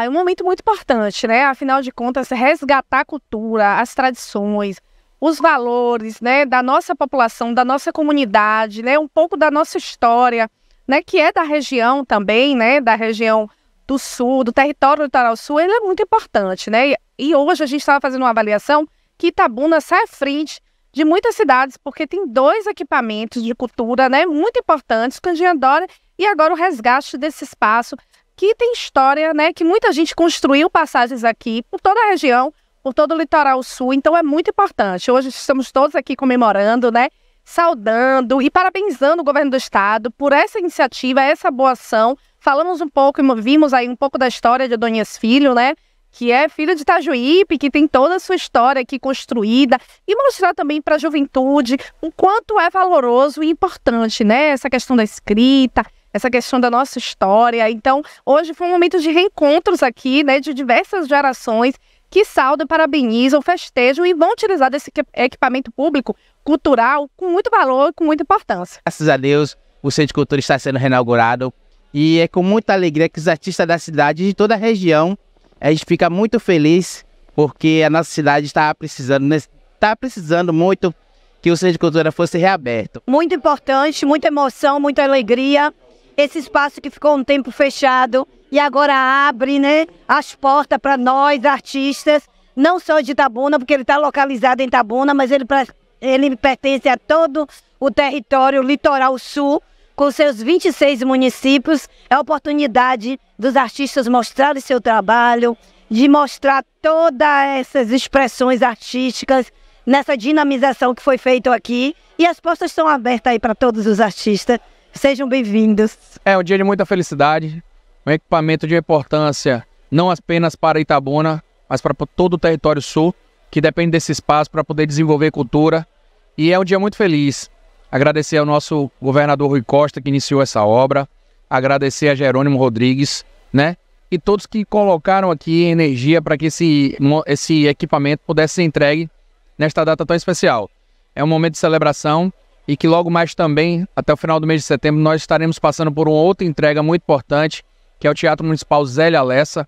Tive reunião recentemente com o prefeito para poder definir os últimos ajustes e detalhes, que foi todo modernizado, com novas infraestruturas no aspecto físico, como também equipamentos, iluminação e sonorização, e que com certeza vai vir também para poder compor os equipamentos que nós encontramos totalmente deteriorados quando entramos na gestão. Mas para a gente é um dia de muita felicidade e que com certeza esse mês de setembro ainda vai revelar ainda outras novidades especiais. Para a gente é motivo de orgulho receber esse equipamento requalificado, modernizado, o Adonias Filho. O equipamento tem história na nossa cidade. Eu tenho certeza que a Prefeitura, junto com a sociedade civil, vamos fazer exatamente a inclusão. É isso que importa, trazer a nossa juventude, trazer para aqui talentos, aumentar oficinas de teatro, dança, capoeira, e o Estado, com essa presença forte aqui em Itabuna, para a gente significa realmente muito desse momento que o governador entrega esse centro cultural requalificado, modernizado, e para a gente, David Venceslau, é um motivo de orgulho. Dizer que a Prefeitura vai ajudar a manter, vai fomentar, vai estimular, principalmente os nossos alunos da rede municipal de ensino, trazendo aqui para dentro. Comunidade periférica, as nossas comunidades, os nossos povoados, isso é exatamente, governador, o que fica para cada um. Isso representa muito para o Estado e representa muito mais para a nossa cidade. Muito obrigado, eu tenho certeza que vem muito mais por aí, vereador Diego Pitanga, de Miradama, em vários setores, como está acontecendo na educação, na saúde, investimento em infraestrutura, com mais água, mas a cultura tem o seu espaço, que é exatamente esse espaço aqui e o teatro, e a partir de agora ainda mais, inclusive esse ano, governador, no orçamento nosso da Prefeitura, vamos colocar um percentual para o Fundo Municipal de Cultura. Então, com o apoio do Estado, a gente cresce, caminha e pensa exatamente em fortalecer esse grande equipamento. Muito obrigado. 6 milhões de reais praticamente de investimento na requalificação e modernização do Adonias Filho, de todos os 9 espaços que aqui existem para a realização da cultura. Foyer, sala principal, o anfiteatro, o coreto, a sala Zélia Lessa e as 3 salas multiuso, permitindo a possibilidade de desenvolvimento das mais diversas linguagens artísticas desse espaço. Com a dança, com as artes visuais, com a literatura, com o teatro, com a música, enfim, a cultura como um todo se encontra nesse lugar, meu caro Aldo. E é um prédio, é um espaço físico muito importante, um espaço muito estratégico da cidade, prefeito, nessa cidade, nessa região, tão estratégicas também para a nossa cultura, mas ele é um prédio que, se não tiver lida, não, de nada adianta. Então, o mais importante também é a possibilidade de ocupação dentro dessa política de dinamização da cultura que nós vamos implementando, para que esses espaços, nesses espaços a cultura se encontre e se desenvolva plenamente com todas as suas possibilidades, entendendo sempre a cultura como meio de inclusão, de transformação de vidas e também de geração de emprego. Nós estamos com cumprindo aquilo que nós nos comprometemos no programa de governo, que é o de fortalecer a cultura. A cultura como vetor de valorização da nossa vida, da nossa história, mas também como vetor de economia, geração de renda, de envolvimento. Nós estamos nos comprometendo que vai ter orçamento. Esse ano é um ano difícil, porque é o primeiro ano do meu governo, primeiro de Lula. Mas para o ano que vem, a gente tem a possibilidade de colocar mais orçamento. A deputada Olívia é do Conselho de Cultura, da Comissão de Cultura, que sabe o que significa os editais. Então, ali agora já me deu vontade de... Já apertei Bruno e perguntei, Bruno, quando é que vai ser o primeiro edital para a gente produzir, estimular a produção de filmes com artistas e autores e atores do estado da Bahia. E eu espero que a gente possa já estar anunciando os próximos editais. Podemos fazer editais territoriais, mas podemos fazer editais para todo o estado. O que a gente quer é o compromisso nosso. Aí Liz, aí Olívia, aí Davidson, nós também poderemos, vocês que são amantes da cultura, colocar também à disposição que as emendas possam vir para isso, tanto para equipamento quanto para formação. Um artista não é vagabundo, porque um artista embeleza o mundo, porque um artista faz sua parte, entregando ao povo cultura e arte. E mesmo sem ter nada para sobreviver, tendo apenas poemas para o povo ler, o verdadeiro artista luta por seus ideais e não desiste jamais. E mesmo passando sede, fome e frio, o verdadeiro artista não se rende, o verdadeiro artista não se vende, porque é muito maior o seu talento. E mesmo com o estômago vazio, a arte é o melhor alimento. A arte é o melhor alimento. A arte é o melhor alimento.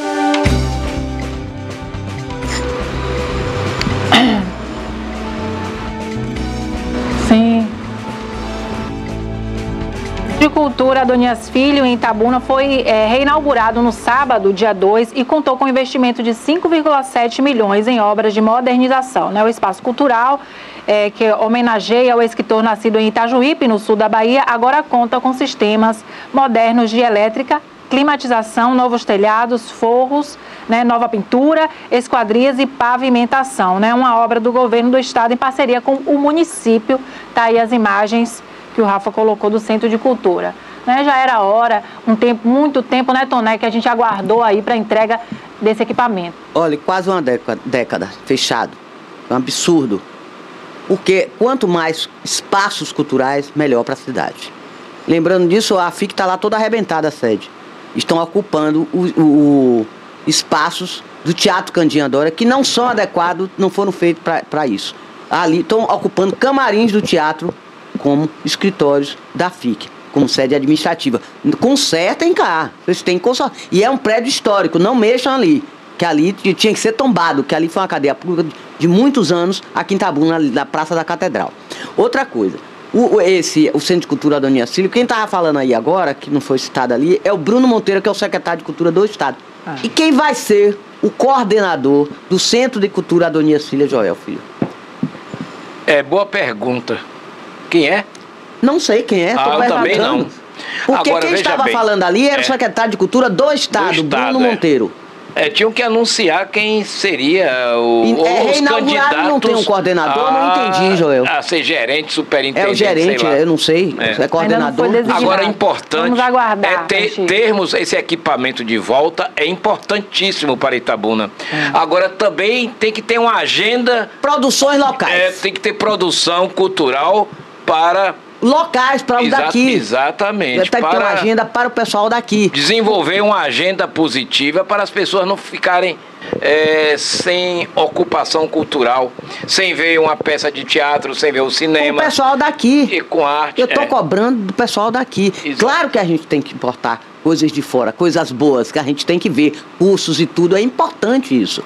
Mas tem que ter as produções daqui, de teatro, tem shows, eventos, tem artes plásticos, artistas locais fazendo exposições. Temos que cobrar um movimento cultural. Cadê os artistas daqui? Boa pergunta, Toné. Cadê os artistas? Cadê os artistas? Porque o Teatro Candinha Dória está mais sendo realizado eventos.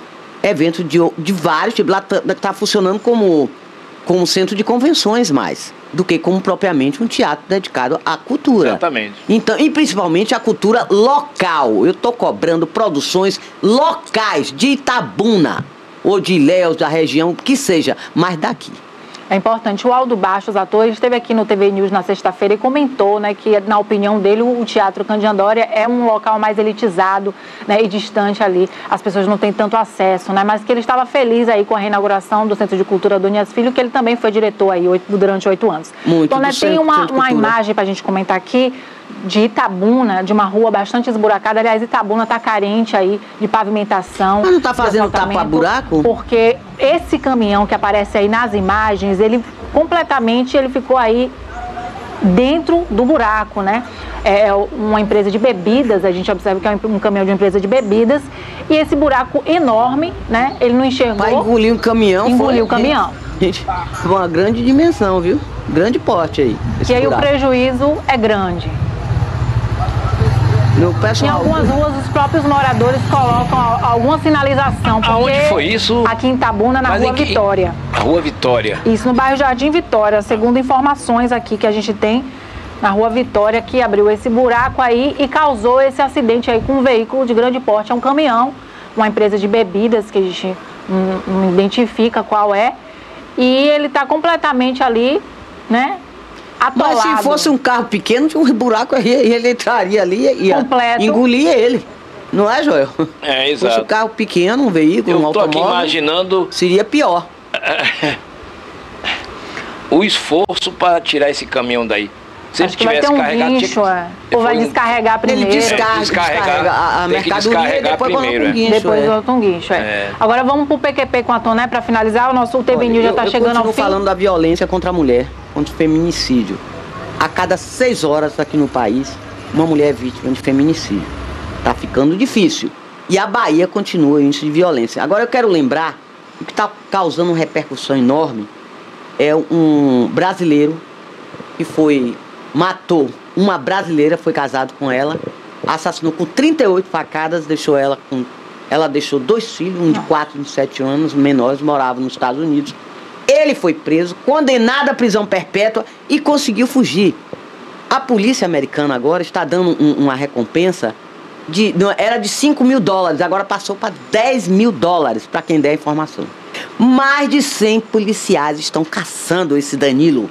Danilo Cavalcante, de 34 anos, brasileiro, que fugiu. Como ele fugiu dessa cadeia, não sei. Agora desmoralizou a polícia e eles estão fazendo um trabalho de mídia, Joel, terrível, dizendo para as pessoas trancarem as portas, que ele é um sujeito perigoso, de alta periculosidade. Cuidado. E o que pode acontecer? Os americanos, eles têm direito a porte de arma. Todos eles em casa têm arma. Se esse indivíduo cair no quintal, numa casa dessa, eles não vão ter conversa, não vão ouvir quem é. Eles vão matar na hora. E a polícia também. Eu acredito que a caçada vai terminar de uma forma ruim. Infelizmente, o Brasil passa de novo vexame. Um absurdo, né, Toné? Muito triste. E o TV News, Toné, chegou mais ao final, né? E amanhã tem mais, a partir das 10 horas da manhã, estaremos aqui com fé em Deus. Temos um encontro com você aqui, ao vivo, às 10 horas. E vamos chegando ao final. O próximo programa é o Alerta Cidade, né? Pode dar o seu tchauzinho aí, Toné e Joel. Tchau, tchau. Até a próxima. Boa tarde a todos e até a próxima.